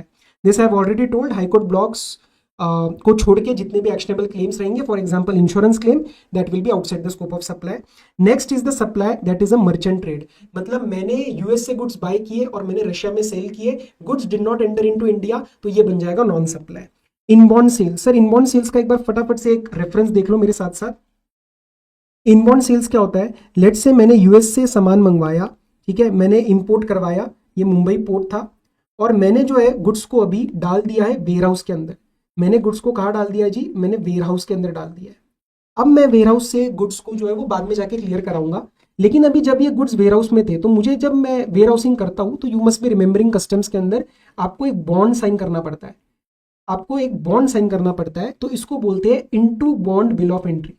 Into bond bill of entry, that is the basic document, वो करके आप गुड्स को जो है वो डाल देते हैं। तो अभी तक गुड्स का clearance for home consumption has not happened. तो आगे सुनना, जब ये माल यहाँ पे पड़ा था, लेट से मैंने गुड्स को जो है वो सेल कर दिया बोमन को, मैंने बोमन को सेल कर दिया ये warehouse goods. This sale of warehouse goods, because the goods are not yet cleared for home consumption, they are not yet the part of land mass of India, हम इसको बोलेंगे that this is not a supply, ये supply नहीं है, यहाँ पे schedule number 3 trigger कर जाएगा। ठीक है, बोमन जाएगा, इन गुड्स को क्लियर कराएगा, क्लियर कराते टाइम इसके ऊपर आईजीएसटी का पेमेंट करेगा, यस। और जब क्लियर कराने के बाद लेट्स से उसने बाद में मुझे वापस बेचे या किसी थर्ड पार्टी को बेचे, तो वो सप्लाई बन के वापस जीएसटी लग जाएगा। लेकिन जब मैं इसको इन बॉन्ड सेल कर रहा हूं तो ये सप्लाई का पार्ट नहीं बनेंगे, यही बात हमने यहाँ पे कवर करी है। ये वाली बात छोड़ दो, ये नोटिफाइड नहीं है अभी। हाई सी सेल्स पे आ जाओ। हाई सी सेल क्या होता है, वैसा ही है, माल बाहर से आ रहा था, हाई सी में था, हाई सी मतलब 200 नॉटिकल माइल्स से बाहर। मैं आपको एक बार इंडिया का भी डेफिनेशन यहाँ पे दिखा देता हूँ। सी, इंडिया का मतलब क्या क्या होता है, इन सिंपल टर्म सुन ला, whatever is the land mass, land mass के ऊपर का air space, whatever is the TWI that is 12 nautical miles, उसके ऊपर का एयर स्पेस प्लस उसके नीचे का सी, अंडर सी जो पार्ट होता है वो भी, एंड 200 नॉटिकल माइल्स तक जो एक्सक्लूसिव इकोनॉमिक जोन होता है वो भी मेरा पार्ट ऑफ इंडिया बन जाता है। लेकिन उसके बियॉन्ड जो रहता है that is high sea, 200 nautical miles के बियॉन्ड हाई सी, इसके अंदर माल आ रहा था लेकिन तब तक मैंने यहाँ से सेल कर दिया किसी को, नॉट अ सप्लाई। बात वही है सब जगह कि वो अभी इंडिया का पार्ट नहीं बना है, जब तक क्लियरेंस फॉर होम कंजम्पशन नहीं होता वो इंडिया का पार्ट नहीं माना जाता, आप जीएसटी मत लगाइए। उसके बाद आता है पैराग्राफ नंबर 9 और पैराग्राफ 10, जो कि थोड़ा सा डाउट्स का एरिया बन जाता है, बट उसमें कोई प्रॉब्लम नहीं है यार, मैं आपको बता देता हूँ। पैराग्राफ नंबर 9 और पैराग्राफ नंबर 10 सुनना। पैराग्राफ 9 इज को इंश्योरेंस, प्लीज पे अटेंशन। एक सिंपल सा एग्जांपल ले रहा हूँ, दो इंश्योरेंस कंपनीज है, लेट्स से LIC और ICICI। इन्होंने एक क्लाइंट पकड़ा और बोला कि हम इनको को इंश्योरेंस एग्रीमेंट के अंदर पॉलिसी इशू करेंगे, मतलब दोनों भाई साथ में जाएंगे। लेकिन एक बात बताओ, जब आप इसे ट्रिप वगैरह पे जाते हो तो ट्रिप वगैरह में जाते वक्त बुकिंग कौन करता है, एक ही आदमी करता है, फिर बाद में हम आपस में स्प्लिट वाइज में हिसाब कर लेते हैं। तो यहाँ पे भी वही होने वाला है। ICICI और LIC में LIC बोलता है कि काम करता हूँ मैं, लीड इंश्योरर बन जाता हूँ, मतलब I will collect the premium, I will deal with all the, I will be the face of the transaction, मुझे डील करने दे, मैं तेरे को तेरा पैसा दे दूंगा। दोनों साथ साथ जाएंगे तो थोड़ा एडमिनिस्ट्रेटिवली इनकन्वीनियंट हो जाता है दोनों इन्वॉल्व पिक्चर में, लेकिन LIC is just the face of the transaction. Client ने बोला ठीक है भाई, आप लीड इंश्योरर हो तो लेट से टोटल प्रीमियम मैं 1 लाख रुपए आपको पे करता हूँ। For example the total premium is 1 lakh rupees and the risk is 50-50%। LIC ने बोला ठीक है भाई, आप मेरे को दे दो, मैं इसके ऊपर 18,000 का जो है वो GST गवर्नमेंट को जमा कर दूंगा, है ना। कंपनीज वगैरह लेवल पे insurance is not exempt, individual level पे एग्जेम्प्ट किया है। और उसके बाद LIC ने ICICI को बुलाया कि आजा भाई अपना 50% प्रीमियम ले जा। तो ये जो 50,000 प्रीमियम ट्रांसफर हुआ है, क्या ये सप्लाई है, क्या आंसर इज नो। क्यों सप्लाई नहीं है, क्योंकि इसके ऊपर मैंने ऑलरेडी 18,000 का GST पे करवा दिया है। तो if this condition is satisfied, this apportionment is not a supply, क्योंकि दोनों साथ में थे, हम अलग अलग करते 50-50 तो हम 9,000 पे कर देते, क्या प्रॉब्लम था। बट इसमें हमने जस्ट एक एडमिनिस्ट्रेटिवली कन्वीनियंट होने के लिए एक लीड इंश्योरर खड़ा किया था, तो ये उसी में से निकल रहा है 50,000 जिसके ऊपर GST पे हो चुका है। लेकिन पैराग्राफ नंबर 10 में ये कहानी नहीं होती दोस्त। पैराग्राफ 10 में देयर इज अ री इंश्योरेंस एग्रीमेंट, उसके अंदर ये कहानी नहीं है। सुनना प्लीज पे अटेंशन, यहाँ पे सबसे ज्यादा क्वेरी आता है। री इंश्योरेंस के अंदर पहले कोई ऐसा नहीं था कि हम दोनों साथ में जाने वाले थे, मैं ही पहले गया, लेट से LIC ने ही पहले डीलिंग किया है, रिलायंस के साथ कॉन्ट्रैक्ट एंटर किया है इंश्योरेंस का, जिसके अंदर देयर वाज LIC ने एक बहुत बड़ी पॉलिसी इशू करी है जिसके बदले में प्रीमियम आया है लेट से 10 लाख रुपीज का, ठीक है, 10 लाख रुपीज का प्रीमियम कलेक्शन हुआ है। अब ऐसा नहीं था कि यहाँ पे LIC और ICICI साथ में थे, नो, ये LIC ने अकेले ने डील किया है। इसके ऊपर 18,000 जो भी 1,80,000 का 18% GST is paid to the government. अब ये बाद में उसको ऐसा लगा यार थोड़ा सा ना, आई have taken more than what I can chew, I have bitten off more than what I can chew and this is going to be a very risky move for me. तो I want to reinsure a part. मैं इसमें से risk आगे transfer करना चाहता हूँ, late से मैं 20% आगे ट्रांसफर करना चाहता हूँ, 80% जितनी औकात है मेरी। तो मैंने फिर बाद में रोल इन किया किसको, ICICI को। मैंने ICICI को बोला कि यार मैं एक री इंश्योरेंस एग्रीमेंट में एंटर करते हैं अपन और 20% रिस्क मैं तेरे को ट्रांसफर करना चाहता हूँ। तो मैं तेरे को 20% का प्रीमियम भी दूंगा, ठीक है। अब ये जो 20% का प्रीमियम ट्रांसफर किया जा रहा है that is the 2 lakh rupees. Please everyone pay attention. जो 20% का प्रीमियम आगे ट्रांसफर किया जा रहा है इस पे जीएसटी पूरा लगने वाला है दैट इज 18%। सुनने में आपको ये भी कहीं ना कहीं डबल टैक्स लगेगा, लेकिन ये डबल टैक्स नहीं है। अगर आप दोनों साथ में पहले से ही आते तो हम आपसे डबल टैक्स नहीं लेने वाले थे, लेकिन ये सेपरेट ट्रांजैक्शन है, ये आपने बाद में एंटर करी है तो आप इस पे दोबारा जीएसटी दो।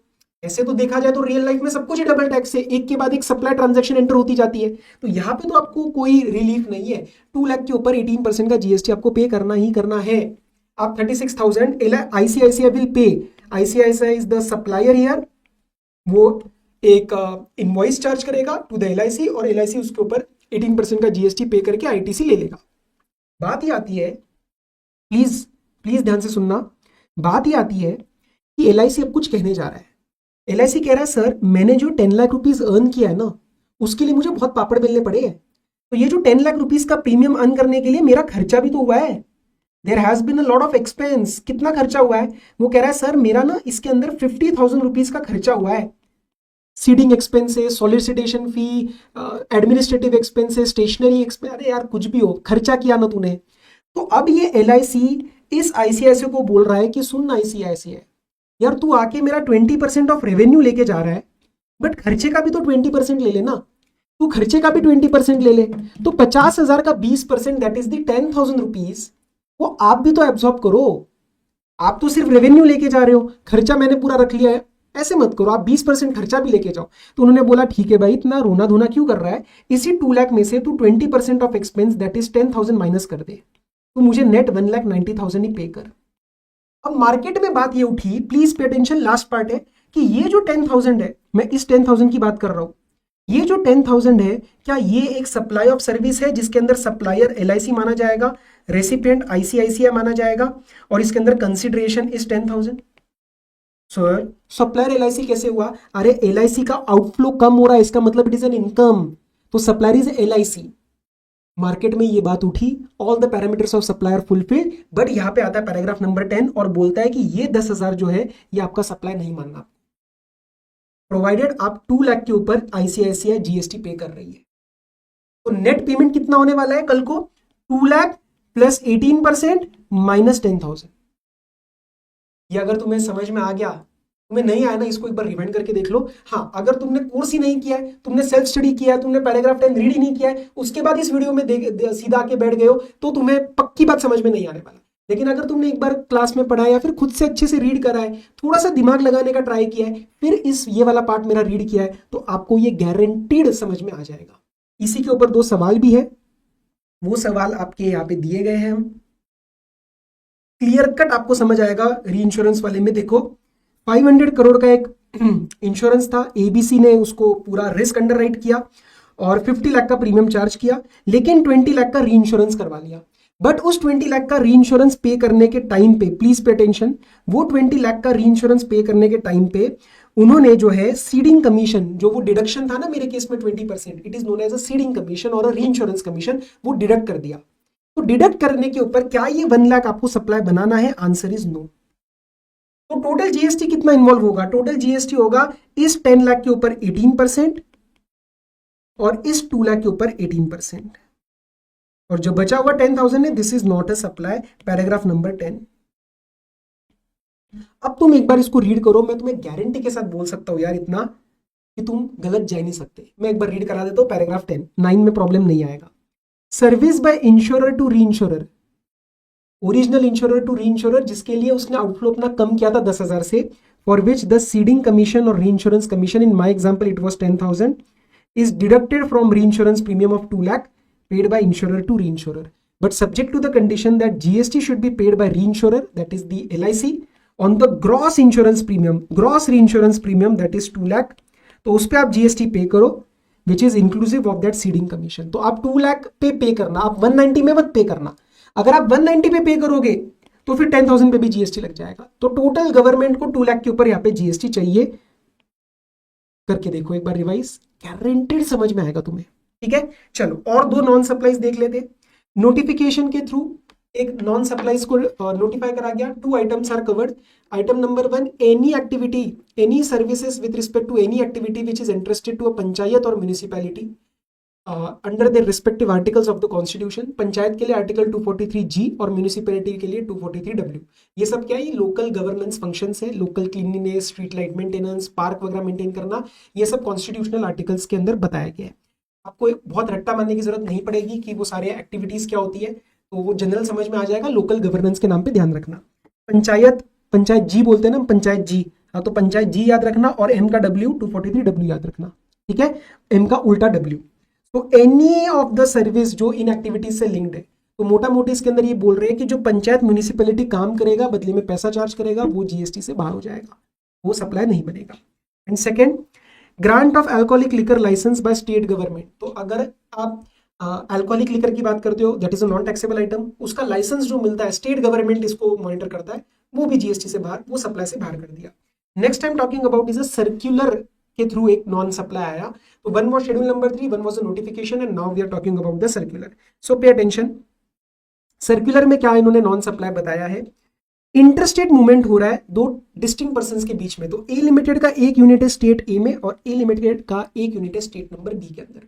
इन दोनों के बीच में कन्वेंस ट्रांसफर हो रहा है और उस कन्वेंस के अंदर क्या है, कुछ गुड्स है, कुछ लोग है, या फिर ये कन्वेंस ट्रांसफर किया जा रहा है रिपेयर मेंटेनेंस के लिए।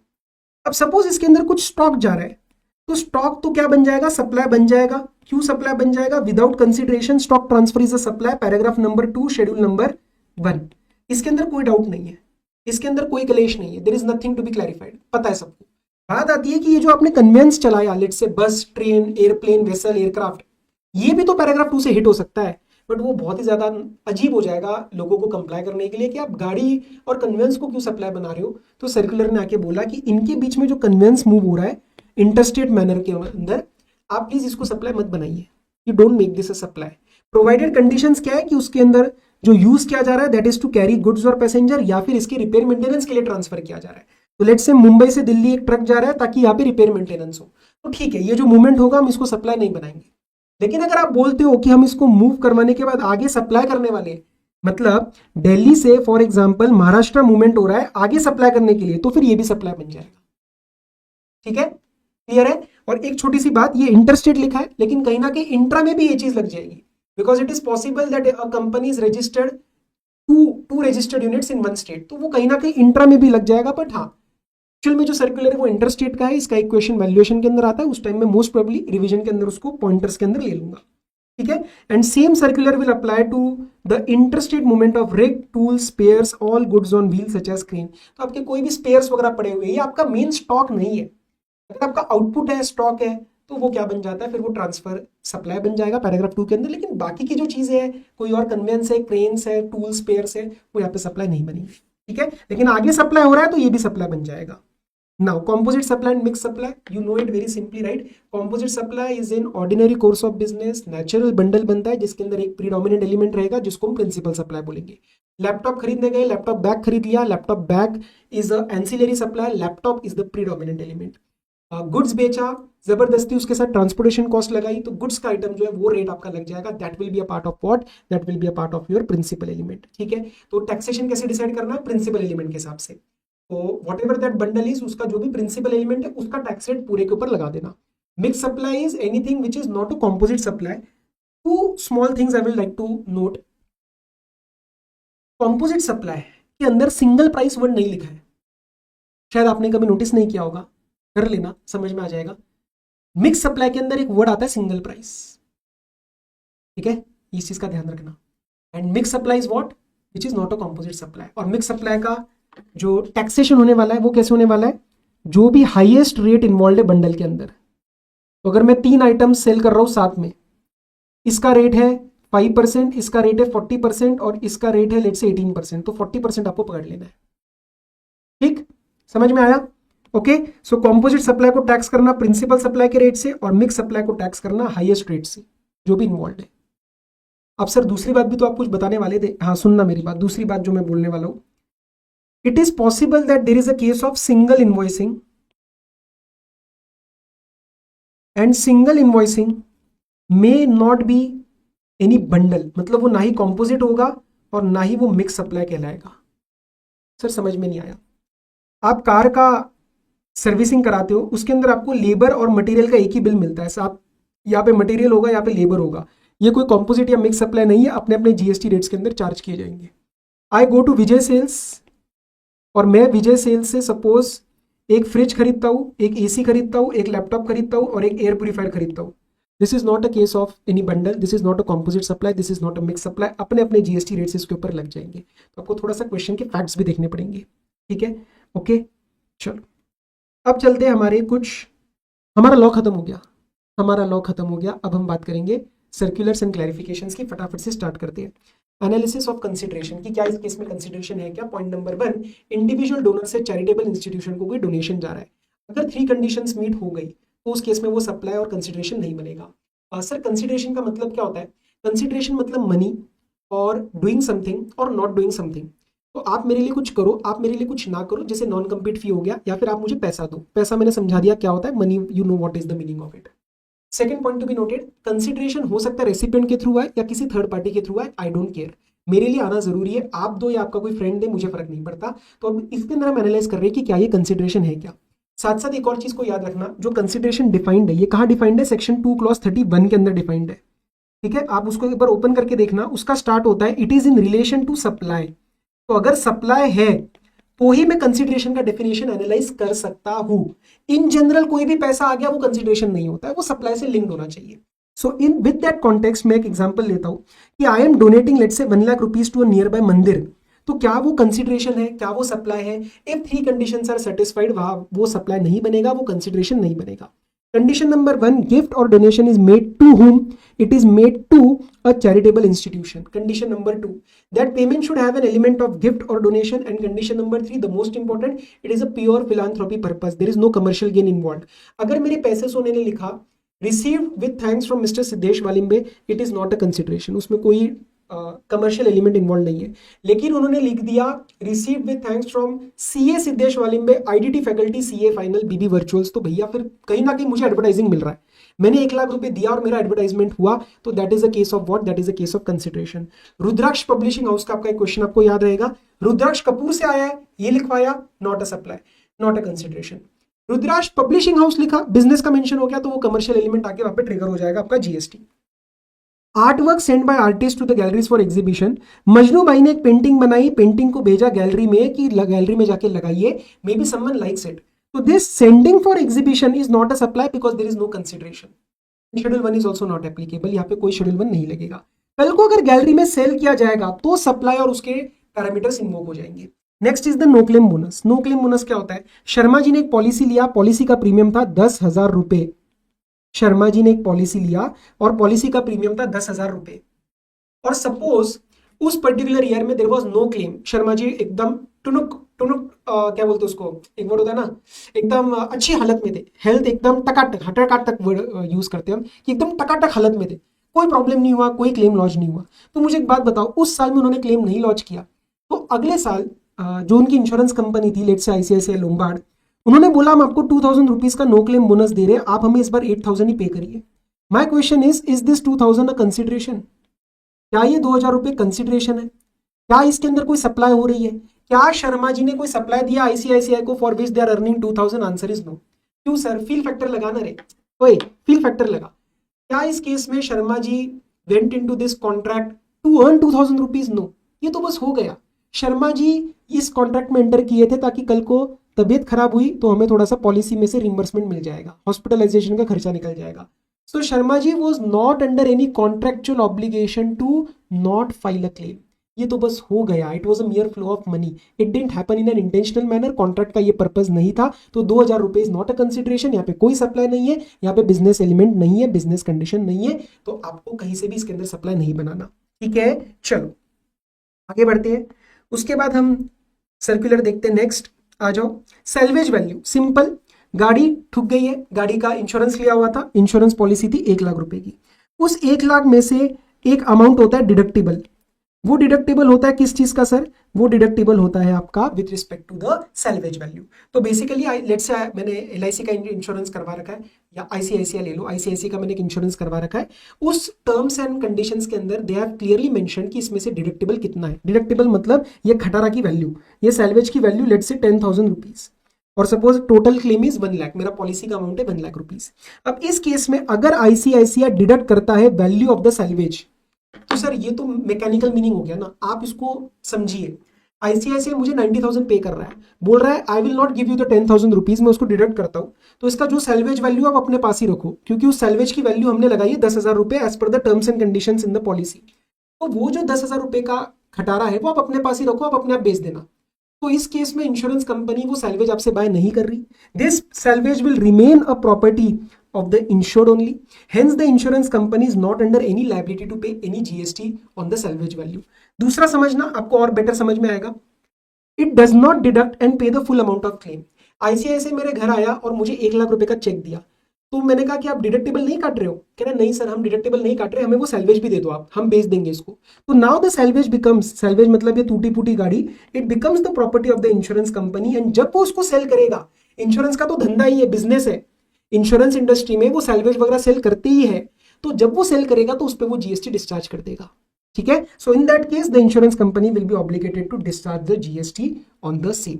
नेक्स्ट मैं बात कर रहा हूं आपके साथ इस चीज की, वारंटी की, जो कि थोड़ा सा कंफ्यूजिंग हो जाता है नहीं, सिंपल मैनर में खत्म करेंगे इसको। वारंटी एंड रिप्लेसमेंट, वारंटी के अंदर आपके गुड्स भी आ जाते हैं, मटेरियल भी आ जाता है, और आपका लेबर भी आ जाता है, सर्विसेज भी आ जाती है। सर वारंटी का सिंपल मीनिंग होता है फ्री ऑफ कॉस्ट काम करके देंगे। तो सपोज मैंने एक लैपटॉप खरीदा डेल से, ठीक है, मैंने डेल से एक लैपटॉप खरीदा और लैपटॉप हो गया खराब, उसके बाद वारंटी के अंदर था तो उन्होंने मुझे रिप्लेस करके दे दिया, या उसके अंदर पार्ट्स वगैरह मुझे ठीक करके दे दिए। क्या यहाँ पे सप्लाई आएगा? No, no supply, because there is no parameter of consideration, यहाँ पे कंसिडरेशन नहीं है, और ऑब्वियसली शेड्यूल 1 भी नहीं लगेगा, ये कोई मेरी रिलेटेड पर्सन वगैरह नहीं है, तो यहाँ पे कंसिडरेशन नहीं है, तो ये सप्लाई नहीं बना, तो ये सप्लाई नहीं बना। आई डोंट थिंक यहाँ पे कोई प्रॉब्लम है आपको। अब बात करते हैं when there is a distributor involve. Distributor involve मतलब ये हूँ मैं कस्टमर, ठीक है, और ये है बीच में डिस्ट्रीब्यूटर, लेट से अदिति कंप्यूटर्स, अदिति कंप्यूटर्स, और ये है डेल। अब मैंने जो है ना डेल, अब आप भी जब खरीदते हो लैपटॉप, आप शायद डायरेक्ट कंपनी से नहीं खरीदते, आप अपने घर के पास की शॉप से खरीदते हो, तो दिस इज अ डिस्ट्रीब्यूटर।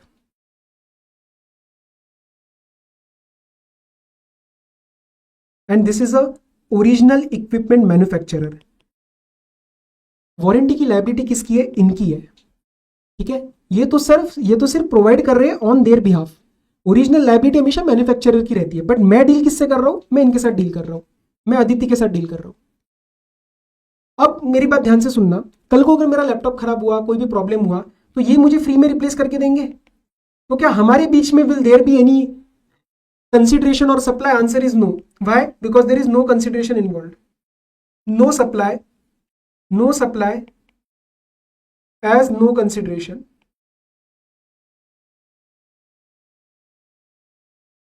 हमारे बीच में कोई कंसिडरेशन ही नहीं है, same reason, no consideration no supply. कुछ एडिशनल कंसिडरेशन आया तो सप्लाई बन जाएगा। लेकिन बात ये उठती है, जो सर्कुलर मेन क्लैरिफाई करता है कि इन दोनों के बीच में ट्रांजैक्शंस को कैसे डील किया जाएगा। अब अदिति कॉल करेगा डेल को, जैसे मैंने अपने एक एग्जांपल में क्लास के बच्चों के लिए लिया था, वही आपके साथ मैं कंटिन्यू करूंगा।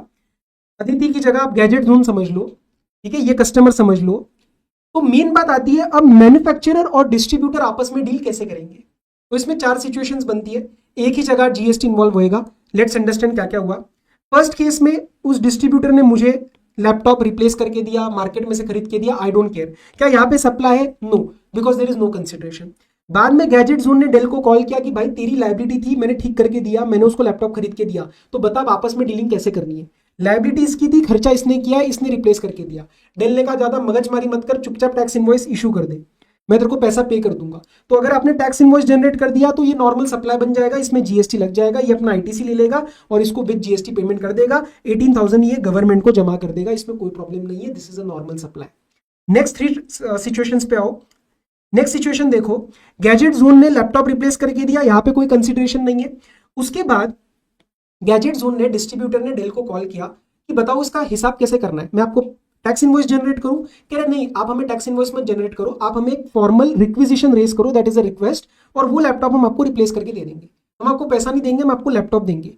लॉ ने क्लैरिफाई किया, गवर्नमेंट ने क्लैरिफाई किया दैट दिस रिप्लेनिशमेंट के ऊपर आप जीएसटी मत लगाना, इस रिप्लेनिशमेंट के ऊपर आप जीएसटी मत लगाओ, क्योंकि कहीं ना कहीं अगर आप देखोगे, if you apply the concept of substance over form, असली में क्या हो रहा है, कहीं ना कहीं यहाँ पे इनडायरेक्टली डेल ही रिप्लेस करके दे रहा है। तो वो वैसा ही हो गया ना, वारंटी जैसा ही है। तो बस बीच में एक पार्टी इन्वॉल्व हो गई, तो आप यहाँ पे जीएसटी मत इन्वॉल्व करो, यहाँ पे जीएसटी नहीं आएगा। नीचे वाले में सब कुछ सेम है, बस रिक्विजिशन पहले रेज हो रहा है, लैपटॉप आ रहा है और फिर जाके रिप्लेस हो रहा है। ऊपर वाले में पहले रिप्लेस हो रहा है, यहाँ पे बाद में रिप्लेस हो रहा है, अगेन यहाँ पे कोई जीएसटी नहीं आएगा। और लास्ट वाले में क्या हो रहा है, ध्यान से सुनना। गैजेट जोन ने डेल से 4 लैपटॉप खरीद रखे थे, ठीक है। जब फोन आया कस्टमर का कि भाई लैपटॉप खराब है आपका, तो रिप्लेसमेंट हुआ। आउट ऑफ दोस 4 लैपटॉप्स, जो 4 लैपटॉप खरीद रखे थे, उसी में से एक रिप्लेस कर दिया। तो इसने कोई अपने स्टॉक से या बाहर से परचेस करके नहीं किया, उसी में से एक रिप्लेस कर दिया। और फिर डेल को कॉल किया कि डेल बता क्या करना है, कैसे डील करना है। डेल ने कहा एक काम कर, ज्यादा टेंशन मत ले, मैंने आपको 4 का इनवॉइस भेजा होगा, 10,000 10,000 10,000 10,000 का, ठीक है। तो 40,000 प्लस 18% लगा होगा। तो आप एक काम करो ना, एक उसमें से लैपटॉप है, वो तो आज आपके पास है ही नहीं, वो तो आपने अपने कस्टमर को दे दिया, जो कि मेरी लायबिलिटी थी। तो मैं इसके बदले में आपको क्रेडिट नोट इशू कर देता हूँ, मतलब इन शॉर्ट में आपको पैसे वापस कर देता हूँ यार। तो ठीक है, डेल डिस्ट्रीब्यूटर को एक क्रेडिट नोट इशू कर देगा 10,000 प्लस 18% का। तो इन शॉर्ट 40,000 की ट्रांजैक्शन 30,000 में रिड्यूस हो गई। बस इसकी कंडीशन क्या है कि ये जो डिस्ट्रीब्यूटर है, ये भी अपना आईटीसी कम करे। इसने पहले 40,000 पे 18% का आईटीसी लिया रहेगा, अब इसको 30,000 पे लेना है। तो 10,000 के ऊपर 18% का आईटीसी डिस्ट्रीब्यूटर भी अपना कम करेगा। तो डेल ने अपनी लायबिलिटी कम कर दी क्रेडिट नोट दिखा के, क्योंकि ultimately in the eyes of government 40,000 transaction has been reduce to 30,000, और वो 10,000 जो है वो एक वारंटी रिप्लेसमेंट हो गया, जहां पे कंसिडरेशन है ही नहीं।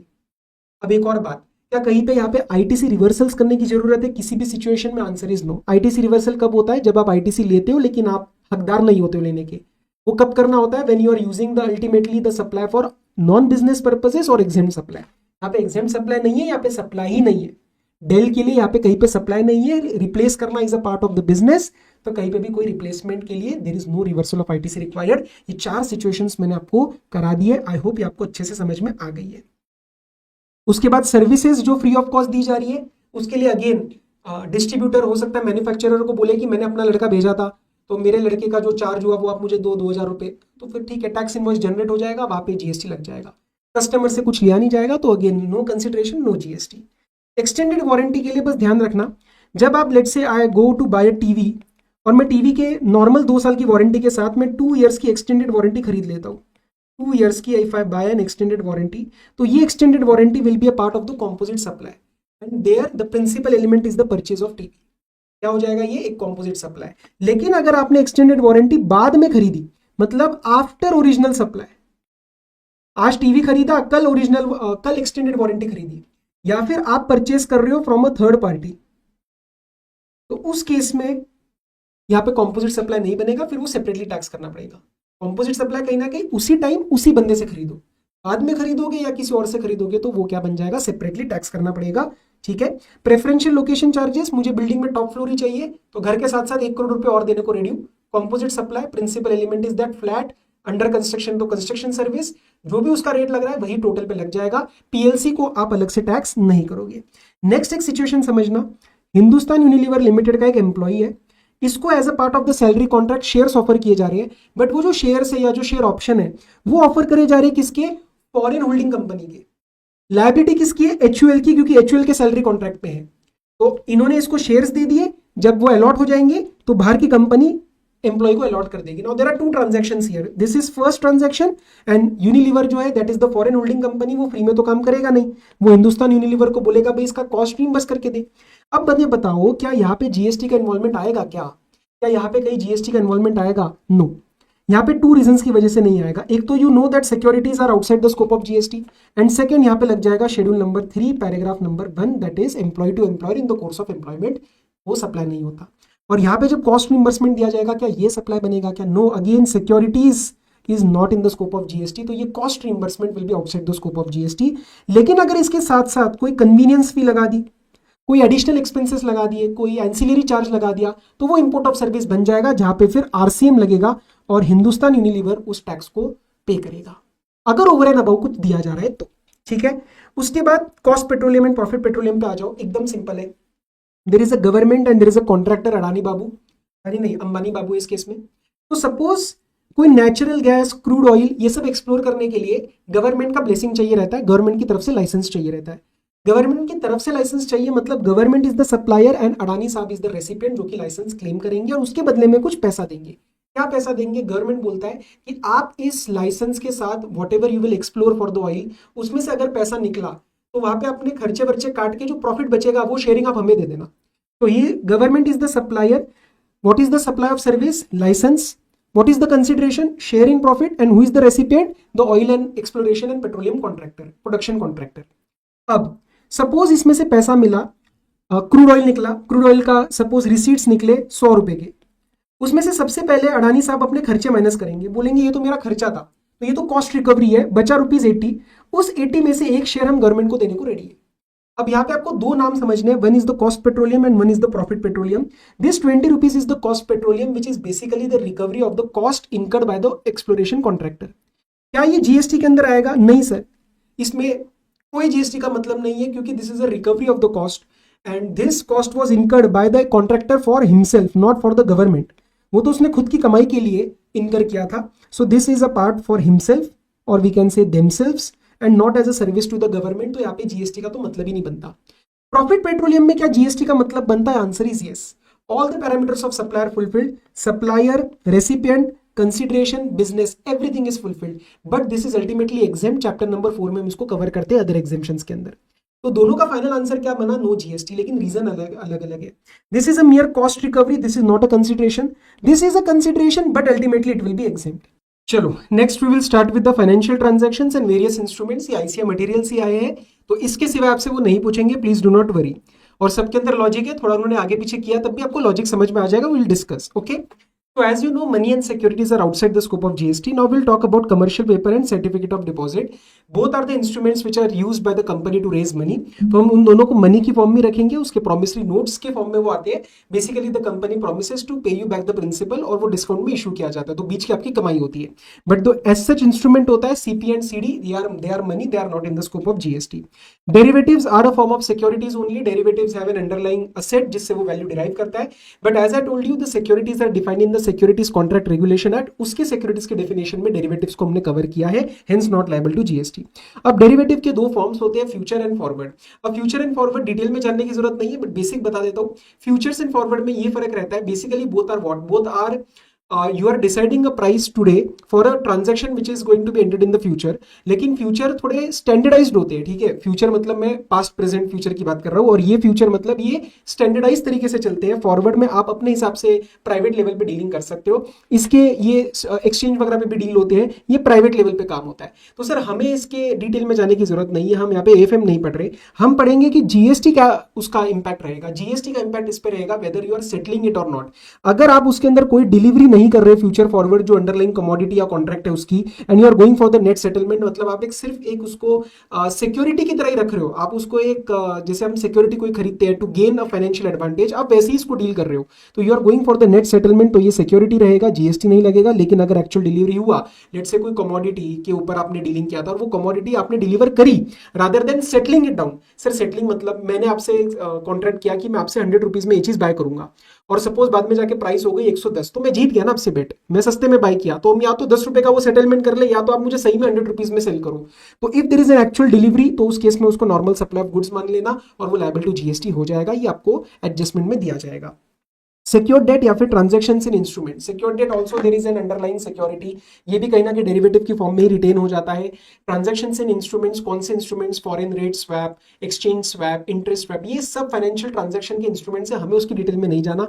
हमारे लिए ये आज भी क्या है, ये दोनों हमारे लिए है डेरिवेटिव्स, क्योंकि ये कहीं ना कहीं सिक्योरिटी की तरह काम कर रहे हैं, डिफरेंसेस के ऊपर काम कर रहे हैं, डिफरेंस ऑफ द रेट के ऊपर काम कर रहे हैं। तो for us it is going to be derivative only and hence it is a security, तो उसके ऊपर जीएसटी नहीं आएगा। लेकिन अगर कल को कोई सर्विस चार्ज आ जाए, डॉक्यूमेंटेशन फी आ जाए, प्रोसेसिंग चार्जेस आ जाए, तो ये आपको सर्विस की डेफिनेशन रहेगी that this is a separate activity for which a consideration is charge, तो वो फिर वहां पे जीएसटी लग जाएगा। लेकिन बाकी के जो कोई भी ट्रांजैक्शंस है, स्वैप्स है, वो आप एंटर कर रहे हो, तो वो अपने आप में एक सिक्योरिटी ही माने जाएंगे, वो डेरिवेटिव है और वो सिक्योरिटी है, hence no GST.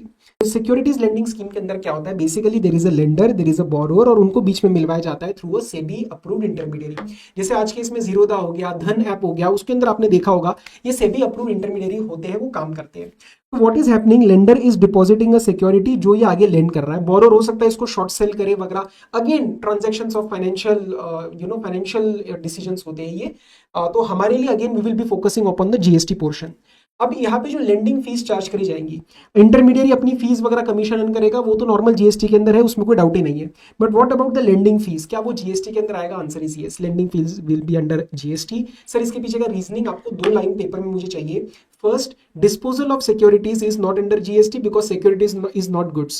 But here there is no disposal of securities which is happening. Here there is a lending happening for which there is a separate consideration in form of lending fees. Hence lending fees will be under GST. ये 2 line disposal वाला word underline होकर अगर आपका आएगा paper में, आपको number मिल जाएंगे। ठीक है, तो लेंडिंग फीस के ऊपर जीएसटी लगेगा and that will be under reverse charge mechanism. ये बात आपको चैप्टर 2 के आरसीएम के अंदर भी आती है। ओके, सो लेंडिंग फीस के ऊपर borrower will pay the reverse charge mechanism के अंदर जीएसटी, और बाकी इसकी फीस तो वो नॉर्मल जीएसटी के अंदर आनी ही आनी है। What do mean by cash call? Cash call को एकदम सिंपल तरीके से समझना, this is a concept which is relevant in case of JV. JV के अंदर for example there are 4 people, A B C और डी, जिसमें से एक ऑपरेटिंग मेंबर है। Let's say this is an operating member.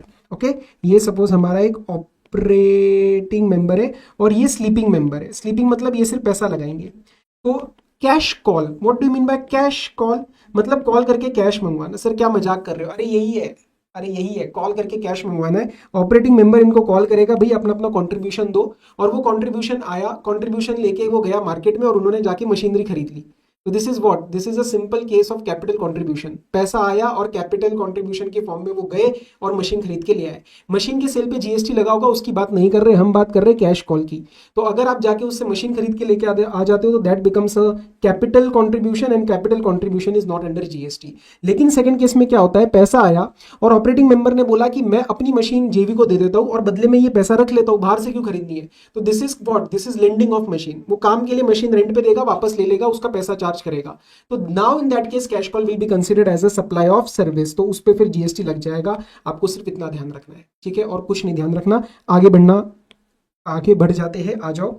So capital contribution, otherwise it will be taxable. ठीक है, अलग अलग केस बना देंगे। ओईएम एंड ईएम, हालांकि इसका मैं आपको लिंकिंग शॉट दूंगा, हमें एक इंटरलिंक इसका बनाना ही पड़ता है बिकॉज ये अलग अलग चैप्टर्स में आता है, बट आज सुन लो। See, there is a concept of original equipment manufacturer and a component manufacturer. For example, Apple का एक आईफोन बनाना है जिसका एक कंपोनेंट इनसे बनवाना है। So this is a component manufacturer. Components बनाने के लिए टूलिंग कॉस्ट होती है, जिसको कहते हैं मोल्ड्स की कॉस्ट, डाइस की कॉस्ट, या जिग्स एंड फिक्सचर्स की कॉस्ट, ये बहुत महंगी होती है। Tooling cost is very expensive. So Foxconn कहता है कि यार सर ओईएम, ये टूलिंग का खर्चा तो हम नहीं कर पाएंगे, हम आपको कंपोनेंट बना के दे देंगे, तो ऑपरेशनल खर्चे कर लेंगे, लेकिन ये बहुत मेजर कॉस्ट होती है, तो मोल्ड डाइस आप हमें दे दो ना। तो एप्पल कहता है ठीक है यार, हम तो पैसे वाले लोग हैं, हम मोल्ड एंड डाइस आपको फ्री ऑफ कॉस्ट देंगे, इन द कोर्स और फर्दरेंस ऑफ बिजनेस ही देंगे, क्योंकि धंधे के चलते आप ही हमारे लिए बनाएंगे। So you make the component and you then give the component to us, आप हमें कंपोनेंट्स का सप्लाई करना। जब तक कंपोनेंट मैन्युफैक्चरर काम करेगा ओईएम के लिए, तब तक उसके पास ये मोल्ड्स एंड डाइस रहेंगे। अलग अलग चैप्टर में इसका अलग अलग रेफरेंस आएगा, इंटरलिंक वाले वीडियो में एक साथ दे दूंगा। आज सप्लाई चैप्टर में क्या बात करनी है, that when the moulds and dies are sent free of cost, क्या ये सप्लाई है? Answer is no, because there is no consideration. When there is no consideration, supply बन सकता है शेड्यूल नंबर 1 में। क्या शेड्यूल नंबर 1 लगेगा? No, because there is no consideration, और शेड्यूल 1 का कोई भी पैराग्राफ नहीं लग रहा, ना ही आपस में रिलेटेड है और ना ही ये परमानेंट डिस्पोजल है। अगर ये परमानेंट डिस्पोजल होता तो यहाँ पे पैराग्राफ नंबर 1 लग जाता, क्योंकि कहीं ना कहीं इसके ऊपर आईटीसी लिया होगा। बट मैं यहाँ पे क्या बोल रहा हूँ, परमानेंट डिस्पोजल नहीं है। Once the contract expires, the moulds and dies will come back to the original equipment manufacturer. Perquisites वाली बात मैंने आपको ऑलरेडी बता दी है, परक्विजिट्स और salary it gets hit by the schedule 3 paragraph number 1, supply नहीं बनेगा। Then we talk about the tenancy rights and the pagdi system. What is tenancy rights and the pagdi system, इसको जरा ध्यान से समझ लेना। इसका क्वेश्चन पॉइंटर भी साथ में दे दूंगा एम्बेड करके, ठीक है, एम्बेड मतलब साथ में समझा दूंगा, सुन लो। सी, टेनेंसी राइट्स होते हैं basically you pay tenancy premium to gain the tenancy rights. So there is a concept कि जहाँ पे लेट्स से एक ओनर है, ठीक है, प्रॉपर्टी का लाला ओनर है, ठीक है, इसने प्रॉपर्टी रेंट पे दी है टेनेंट को। तो जो टेनेंसी प्रीमियम है, जो पेमेंट होता है बेसिकली, वो टेनेंट भी लाला को कर सकता है प्रीमियम का, या फिर लाला भी टेनेंट को कर सकता है प्रीमियम का, टेनेंसी प्रीमियम। बट पर्पज अलग अलग है। लाला क्यों पे करेगा टेनेंट को? To get vacated the property, vacation के लिए। और टेनेंट क्यों पे करेगा tenancy premium? To acquire tenancy rights, to acquire tenancy rights, as simple as that. Sir tenancy rights के बाद इसके पास से आ जाएगा कि इसकी जगह कोई और वो टेनेंट को भी रख सकता है, ठीक है। और एक बार इसके पास टेनेंसी राइट्स आ गई तो ये टेनेंसी राइट्स आगे सेल भी कर सकता है। तो हमारे लिए सिंपल है, दोनों एक दूसरे को पे कर सकते हैं। अब सपोज एक क्वेश्चन था आपको, यहाँ पे मिस्टर हैप्पी पी सिरिन का आपको एग्जांपल याद रहेगा। क्वेश्चन है यहाँ पे टेनेंसी राइट्स टेनेंट ने एक्वायर कर लिए और उसके बाद वो टेनेंसी राइट्स किसी थर्ड पार्टी को सेल कर रहा है और उसके बदले में प्रीमियम चार्ज कर रहा है। तो सर ये तो समझ आ गया कि कौन किसको दे सकता है। टैक्सेबिलिटी के बारे में तो बता दो, GST is applicable, it is just like a supply of service with respect to the property. जैसे आप रेंट पे चढ़ाते हो वैसे टेनेंसी प्रीमियम आपका रेंट की तरह टैक्स हो जाएगा, सप्लाई ऑफ सर्विस बन जाएगा। Yes, is it clear? They will also give you in the question that tenancy premium के ऊपर रजिस्ट्रेशन चार्जेस और स्टैम्प ड्यूटी लग जाती है, वैसे ही तरीके से जैसे इमेबल प्रॉपर्टी में लगती है। तो क्या उससे कुछ आंसर में बदलाव आएगा क्या? Answer is no, there will be no change in the answer. It is okay if those two charges are paid due to the local laws, but for our GST it will not preclude them from the supply of GST. वो एक supply of the any service, वो supply of service माना जाएगा, उसके ऊपर GST लग जाएगा, आपको जीएसटी लगाना है। बात समझ में आया? तो इस ट्रांजैक्शन में उन्होंने क्वेश्चन में पूछा था कि टेनेंसी प्रीमियम का क्या करना है, आप उसको चार्ज करेंगे। अब एक और बात समझना, ये जो टेनेंट रेंट पे करता है, ठीक है, टेनेंट इसको रेंट पे करता है, if rent is exempt. Sir ये कैसे हम पढ़ेंगे, ये मैं आपको अगले चैप्टर में पढ़ाऊंगा एग्जेम्पशन के साथ लिंक करके। तो एंट्री नंबर 12 के अंदर जब हम इसको एग्जेम्पशन अगर क्लेम करते हैं and if rent is exempt, तो ये वाला tenancy premium by the tenant to owner is also exempt. I am repeating, if rent is exempt then the tenancy premium by tenant to the owner is also exempt. क्योंकि अच्छा नहीं लगता ना फिर वही उसी सप्लाई के लिए जो रेंट पे किया जा रहा है वो एग्जेम्प्ट है और आप इसको टैक्स कर रहे हो। No, owner to the tenant वो तो हमेशा टैक्स होने वाला है, लेकिन ये अगर एग्जेम्प्ट है तो इसका वाला प्रीमियम एग्जेम्प्ट हो सकता है, ठीक है। तो सर आपने इस वाले में क्यों कुछ नहीं बोला? अरे ये जो नया बंदा आ रहा है वो टेनेंट को प्रीमियम पे कर रहा है, इसको रेंट पे करेगा। तो कल को अगर वो इसको कोई टेनेंसी प्रीमियम पे करता है और ये रेंट एग्जेम्प्ट है अगर नए वाले टेनेंट का, तो उसका जो प्रीमियम है वो भी एग्जेम्प्ट हो जाएगा। सो प्लीज पे अटेंशन, कौन किसको क्या पे कर रहा है, वरना आप कंफ्यूजन के अंदर रह जाओगे। In general tenancy premium is taxable, पगड़ी सिस्टम बोलते हैं इसको, आपने सुना होगा। अभी बॉम्बे में, महाराष्ट्र में, मुंबई में वो अब एलिमिनेट भी कर रहे हैं इस पगड़ी सिस्टम को। ये मुंबई में बहुत चलता है, राजस्थान वगैरह में भी बहुत चलता है। चलो तो फिर मैं आगे बढ़ना चाहता हूँ। Priority sector lending certificate, for example banks को बोला हुआ है कि आप 100 रुपीज की लेंडिंग एग्रीकल्चर सेक्टर में करेंगे, प्रायोरिटी सेक्टर सेट कर रखी है। एचडीएफसी ने लेंड किया है 150, आईसीआईसीआई ने लेंड किया है 90। एचडीएफसी इज वेरी हैप्पी क्योंकि उसने ओवर अचीव किया है, ICICI is a little sad because उसने अंडर अचीव किया है। तो एचडीएफसी इस आईसीआईसीआई को क्या कर सकता है, it can sell a priority sector lending certificate worth ₹10, वो 10 रुपीज का सर्टिफिकेट सेल कर देगा। इसके 10 से इसका 100 का टारगेट पूरा हो जाएगा और इसके 10 से अगर माइनस करेंगे तो 140 स्टिल है टारगेट अचीव्ड, ठीक है। तो आपको इस केस में 3 चीजें याद रखनी है, प्लीज पे अटेंशन एवरीवन। ये जो प्रायोरिटी सेक्टर लेंडिंग सर्टिफिकेट है ये गुड्स की फॉर्म में आपको मानने हैं, आरबीआई ने भी क्लैरिफाई किया है, और ये गुड्स की तरह ही आपको लेके जाने हैं। इसके अंदर हमेशा आईजीएसटी लगेगा।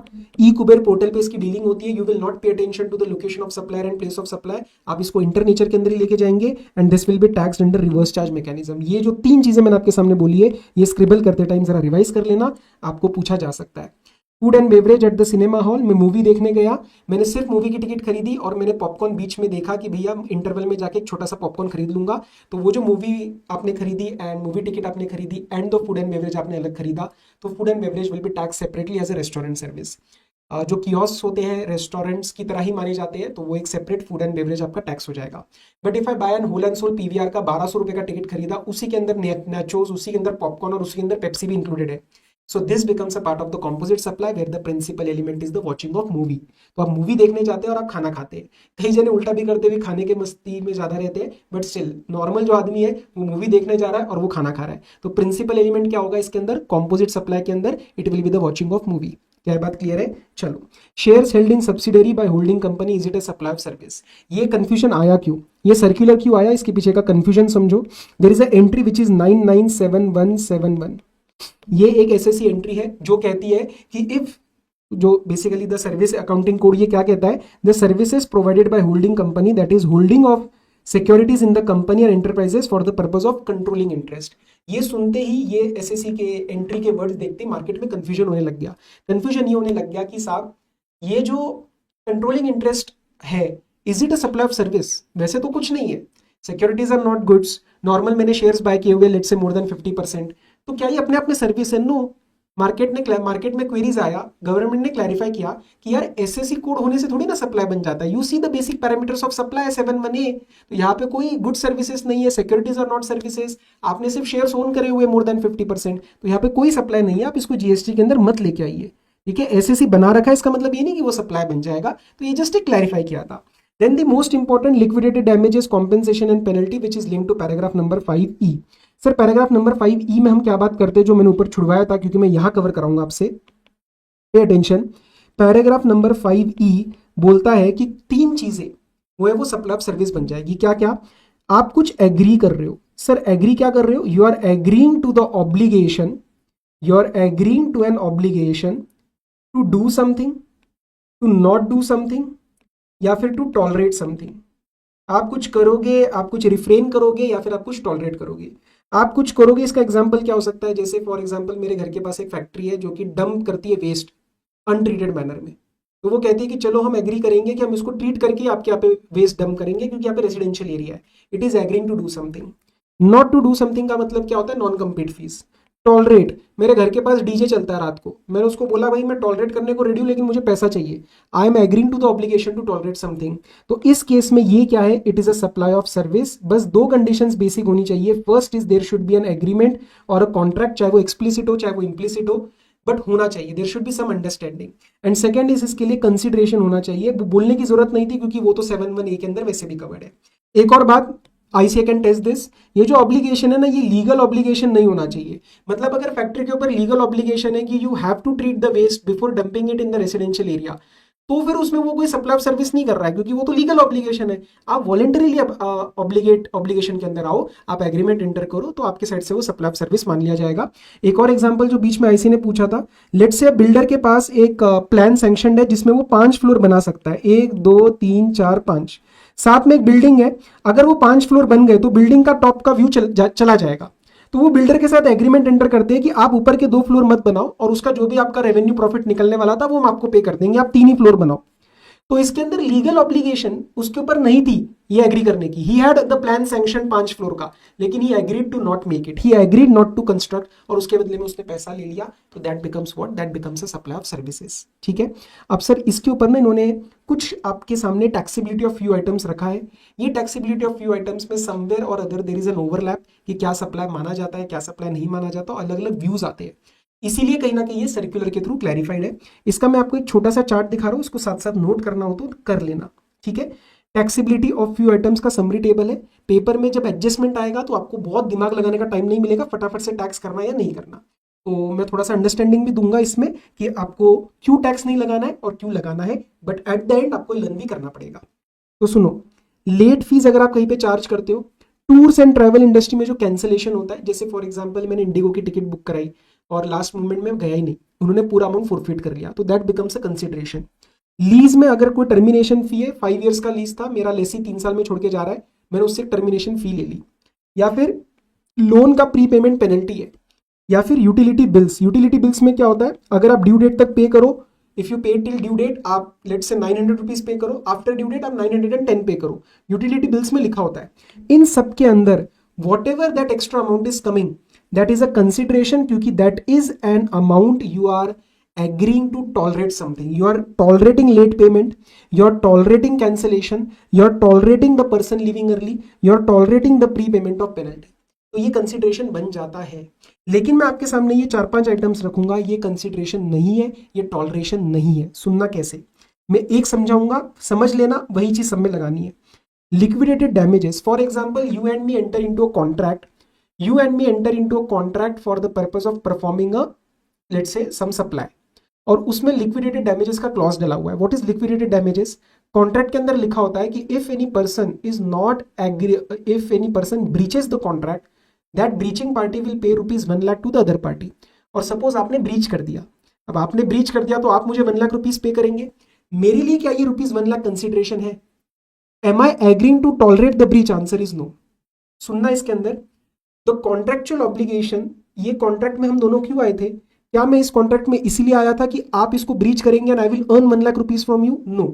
हम कॉन्ट्रैक्ट में इसलिए आए थे ताकि वो कॉन्ट्रैक्ट पूरा कर सके, कॉन्ट्रेक्चुअल ऑब्लिगेशंस पूरी हो सके।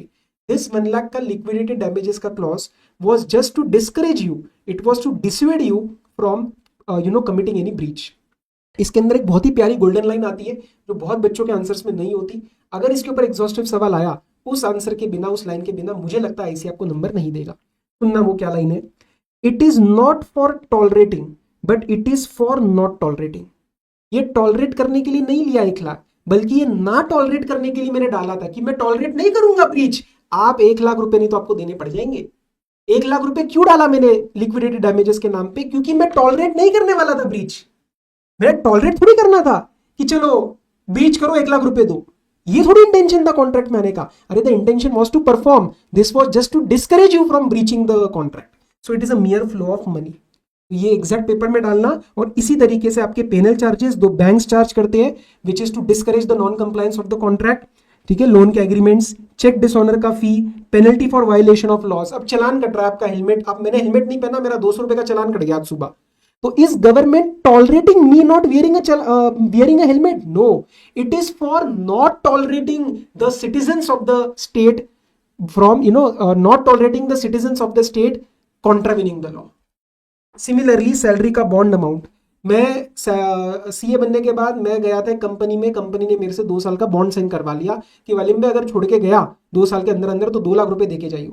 मैं छोड़ दिया, मैंने कहा मैं टीचिंग करूंगा, भाड़ में जाए तुम्हारी नौकरी, और मैंने 2 लाख रुपए उनके मुंह पे मारे। क्या वो 2 लाख कंसिडरेशन है? No, it is not for tolerating me leaving early, it was for not tolerating me leaving early, it was to discourage the non serious employees. And similarly fix charges of power, this is just a way of charging. It is not for tolerating someone not using the minimum consumption units of electricity. तो at the end आपको learn करना पड़ेगा ताकि paper में आप time ना लगाओ, लेकिन अंडरस्टैंडिंग का भी मैंने पूरा ट्राई किया है, जैसा क्लास में समझाता हूँ ऑलमोस्ट उतने तरीके का मैंने आपको समझा दिया, और ये लाइन आपके पेपर में आए तो मुझे बहुत अच्छा लगेगा। तो यही आपका पूरा टेबल था। उसके बाद प्रिंटिंग इंडस्ट्री में आते हैं। प्रिंटिंग इंडस्ट्री में सब सही से गुड्स और सर्विसेज पकड़ लेते हैं, बट मुझे प्रॉब्लम है कि आप सीधा गुड्स सर्विसेज पे जाते हो। First you have to make them, first you have to analyse them and tell that printing industry is a composite supply, it involves goods plus services. Printer वाले भैया आपका अपना पेपर भी यूज करते हैं, इंक भी यूज करते हैं, बाइंडिंग पेपर भी यूज करते हैं, और आपको प्रिंट करके देते हैं। अब ये गुड्स बनेगा या सर्विस बनेगा, it will depend on what is the principal element of supply. अब इसको 2 भाग में डिवाइड करेंगे। If it is a case where the content is provided by the recipient, ये मेरी आईडीटी की कंसाइज बुक, इस बुक का मतलब तभी है जब मेरा कंटेंट इसके अंदर प्रिंटेड है।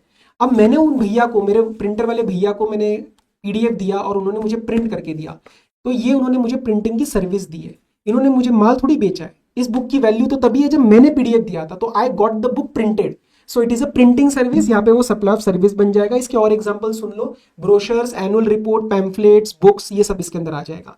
लेकिन अगर मैंने सपोज उनको सिर्फ एक लोगो या डिजाइन दिया और मैंने उनसे कैलेंडर, पेपर, टिश्यू, न्यूज, कुछ और लेटर कार्ड्स वो प्रिंट करा लिए। क्लासिक एग्जाम्पल बीबी वर्चुअल्स की बॉटल। अब हमने उनको सिर्फ ये लोगो दिया था और उन्होंने हमें बॉटल बेची, तो ये हमने क्या प्रिंटिंग सर्विस ली है क्या? नहीं, हमने बॉटल खरीदी है, लोगो ही तो दिया है, logo is not a big content. तो here it is a supply of goods because that is a principal element.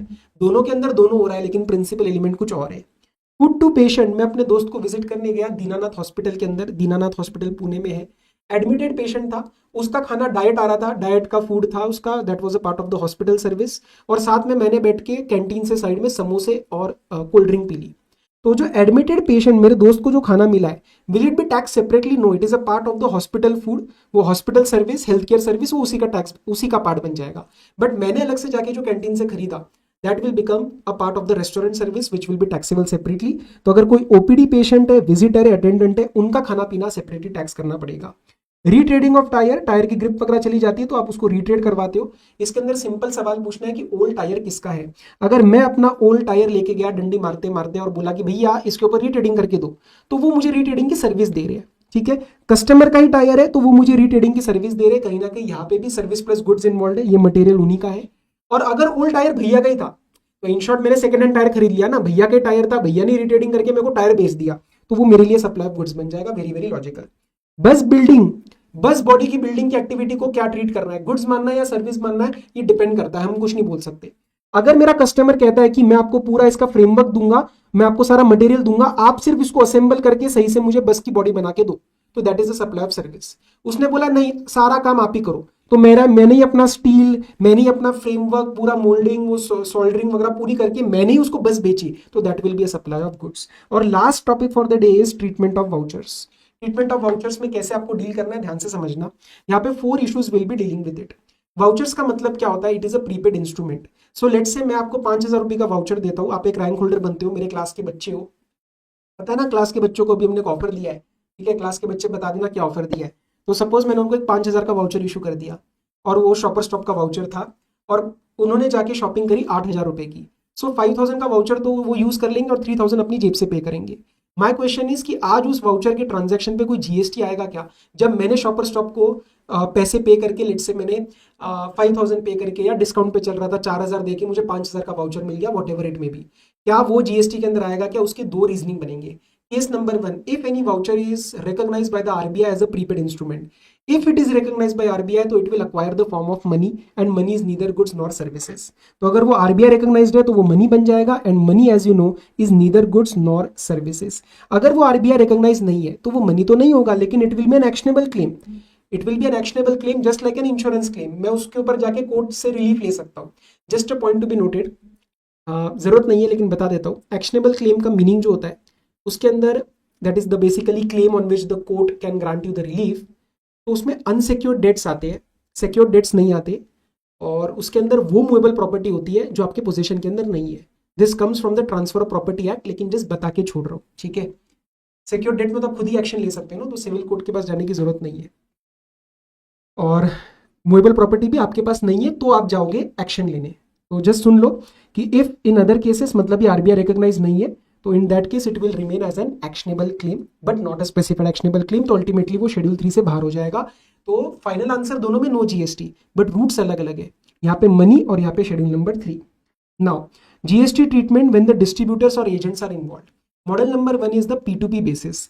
Shopper Stop ने कस्टमर्स को सेल करवाया दिस वाउचर एजेंट्स के through, in which agent is buying the voucher and selling it ahead. क्या इसमें GST आएगा? No, क्योंकि अभी अभी तो बोला ना transactions in voucher are not GST, वो they are not under GST. But what if it is a principal to agent relationship, मतलब जो एजेंट है वो वाउचर बाय नहीं कर रहा, वो बिकवा रहा है। फर्स्ट वाले में he was buying the voucher, second वाले में वो कह रहा है मैं आपसे बाय नहीं करूंगा शॉपर स्टॉप, आप कस्टमर को डायरेक्टली सेल करो, मैं आपको कस्टमर ला के देता हूँ एंड बीच में I will earn the commission. तो दैट कमीशन इज नॉर्मली एक सप्लाई ऑफ सर्विस, जीएसटी के अंदर आ जाएगा। Additional services by agent, let say वो आपको मार्केटिंग वगैरह की सर्विस दे रहे हैं कि मैं आपके वाउचर्स की मार्केटिंग करवाता हूँ, एड्स वैड्स डलवाता हूँ और उसका मैं आपसे पैसा लूंगा, it is a normal supply of service. And last GST on breakage. Breakage is unexpired vouchers. Breakage is what? Unexpired vouchers. तो अनएक्सपायर्ड वाउचर्स के लिए क्या कोई जीएसटी का इंप्लीकेशन आएगा? का आंसर इज नो। यहाँ पे 2 रीजंस बता देता हूँ। क्या ये पैसा एक इनकम है शॉपर स्टॉप के लिए? लेट से शॉपर स्टॉप ने पैसा रिसीव करके वाउचर्स इशू करे, बट कभी कभार हो जाता है कि हमारी डेट नहीं ध्यान रहती है एंड वाउचर्स एक्सपायर हो गए, तो क्या उस इनकम पे जो उसने कमाया is it a consideration, is it under GST? Answer is no. 2 reasons बता देता हूँ। पॉइंट नंबर 1, अगर आप इसको उस वाले में लेके जाते हो, paragraph number 5E, agreement to not do something, तो पहली बात तो ऐसा कोई एग्रीमेंट नहीं था मेरे और शॉपर स्टॉप के बीच में कि I will not I will not claim that voucher. ये तो बस हो गया, मेरा ध्यान नहीं रहा, that vouchers got expired, there was no agreement to not claim, तो वो कोई इसके अंदर सप्लाई के अंदर नहीं जा रहा। एंड सेकंड पॉइंट, क्या ये कंसिडरेशन हो सकता है? No. Consideration, as I told you, the definition of consideration is always linked to the supply of service. It is always linked to the supply of service or goods, and since the transaction in voucher is not a supply, या फिर वो goods नहीं है, money हो या कुछ भी हो, दोनों रीजंस में, तो जब वो यही कंप्लाई नहीं करेगा तो उसका पैसा कंसिडरेशन नहीं बन सकता। Yes, it is an income, but it is not technically a consideration under GST, तो वो अल्टीमेटली टैक्स नहीं होगा। इन दोनों रीजंस की वजह से ब्रेकेज के ऊपर भी GST नहीं आएगा। और इसके साथ हमारा चैप्टर होता है खत्म। मैं 1-2 पॉइंट और देख लूँ, अगर मैंने आपके लिए कुछ मार्क किया हुआ है तो। ये देखो, ये 2 ट्रांजैक्शंस देखना। 100 किट्स, यहाँ पे एक मैडम करके है काजल जी, उन्होंने कुछ बोला है, 100 kits are given as a free gift to Jaipur customer which are unrelated on occasion of madam's birthday. Each kit consist of 1 hair oil, 1 beauty soap and cost is 35। ITC has not been taken. कहीं पे भी आपको structure thinking लगानी पड़ेगी। Please pay attention, structure thinking कैसे लगाएंगे? ये बोल रहे हैं कि इन्होंने फ्री दिया। फ्री देती मेरे दिमाग में क्या आएगा? Schedule number 1। Schedule number 1 paragraph number 1 के लिए आईटीसी लेना चाहिए, वो बोल रहा है आईटीसी नहीं लिया। और शेड्यूल नंबर 1 पैराग्राफ नंबर 2 के लिए मुझे सोचना पड़ेगा that whether it is a case of distinct person और रिलेटेड पर्सन, लेकिन वो क्वेश्चन मुझे क्लियरली कह रहा है कि वो अनरिलेटेड कस्टमर है। और पैराग्राफ 3 तो एजेंट का होता है, पैराग्राफ 4 इंपोर्ट का होता है। क्या यहाँ पे कहीं पे भी आपको लगता है पैराग्राफ नंबर 1 या 2 लग रहा है? नो सर, शेड्यूल 1 नहीं लगा तो सप्लाई बनी नहीं तो आप रेट्स को मत उठाना, ठीक है, ओके, वरना जल्दबाजी में आप इसमें मिक्स सप्लाई बना के हायर वाला रेट लगा देंगे, ठीक है। चलो, event management services provided free of cost to her brother wholly dependent on her. Link करना, होली डिपेंडेंट ब्रदर है मतलब फैमिली है मतलब रिलेटेड पर्सन है मतलब पैराग्राफ नंबर 2 शेड्यूल नंबर 1 इसके ऊपर लग जाएगा, विदाउट कंसिडरेशन सप्लाई बन जाएगा। तो कॉस्ट ऑफ प्रोवाइडिंग 80,000, ये 80,000 आपका वैल्यूएशन के अंदर ले लेना। अब यहाँ पे बाद में जाके क्वेरी आता है सर बट ये तो बिजनेस के चलते नहीं है। अरे तुम्हें बिजनेस तो इन मैडम जी का देखना है ना, तुम्हें क्या पता इन मैडम जी का बिजनेस क्या है, उसके फैमिली के सन की शादी, इससे हमें क्या फर्क पड़ता है। ऐसे तो जो इवेंट मैनेजर है उसके लिए बिजनेस है, लेकिन आपके लिए फैमिली फंक्शन है, तो आपको उसके पॉइंट ऑफ व्यू से बिजनेस देखना है, ठीक है। बस इंपोर्ट जो पूरा होता है 7(1)(b) में, उसमें आपको इंपोर्टर के पॉइंट ऑफ व्यू से देखना है, बाकी सब में आपको सप्लायर के पॉइंट ऑफ व्यू से बिजनेस का पैरामीटर लगाना है, ठीक। चलो, एक और बात मैं आपको बता दूं, यहाँ पे बहुत ही कंसेप्चुअल पॉइंट आने वाला है, so I will just give you very brief, I will discuss it very briefly. यहाँ पे क्या बोल रहे हैं, हमने चेयर्स एंड कूलर्स को जो वो हायर आउट किया है 3,30,000 में, including the cost of transporting the chair and cooler. और वो बोल रहे हैं since Kajal is not a GTA, ये जो ट्रांसपोर्टेशन सर्विस है वो एग्जेम्प्ट है। अब यहाँ पे हमें अगर एक नॉर्मल दिमाग लगाए, पेपर के अंदर नॉर्मल दिमाग लगेगा, कॉम्पोजिट सप्लाई है, principal element is the hiring service, है ना, हायरिंग करने के लिए मैंने आपको दिया और उसके अंदर मैंने आपको ट्रांसपोर्टेशन सर्विस दे दी, तो आप हायरिंग का रेट इसके अंदर लगा देंगे, है ना, जो भी आपका हायरिंग का रेट है 18% आप इसके अंदर लगा देंगे। लेकिन एक पॉइंट जो आता है, as I try to tell you before also, if we go very very technically, that is composite supply का जो डेफिनेशन है, अगर आप एक बार ओपन करके देखना, मैं देखता हूं मैंने भी आपको इसमें दिया होगा स्टार्ट में इस चैप्टर के 2 क्लॉज 30, कॉम्पोजिट सप्लाई का अगर आप मीनिंग चेक करेंगे तो इट सेज 2 और मोर टैक्सेबल सप्लाईज, वो कहता है 2 और मोर टैक्सेबल सप्लाईज। तो करंट केस में तो एक टैक्सेबल है और हायरिंग वाला ट्रांसपोर्टेशन वाला एग्जेम्प्ट है। तो if we go purely legally, हम ये बोल सकते हैं कि भाई शायद ये कॉम्पोजिट सप्लाई नहीं है, बट आपको ये एनालिसिस नहीं करना, पेपर के अंदर आप इसको नॉर्मल कॉम्पोजिट ही बना के लाना। मैंने क्यों बताया, क्योंकि आईसीए ने भी इसके बारे में नोट दिया था, तो वो नोट में कभी कभार क्वेरी आता है, इसलिए मैंने क्लास में बता दिया। लेकिन अभी के लिए आप इसको कॉम्पोजिट मानो और आप इसको अलग अलग टैक्स मत करो, ठीक है। और एक और बात जो मेरे को बेसिक्स का ही पार्ट बताना था, there are 2 more definitions which I want you to understand very very properly. एक होता है एग्जेम्प्ट सप्लाई और एक होता है आपका जीरो रेटेड। देखो मेरी बात सुनना, जीरो रेटेड और ये दोनों अलग अलग है।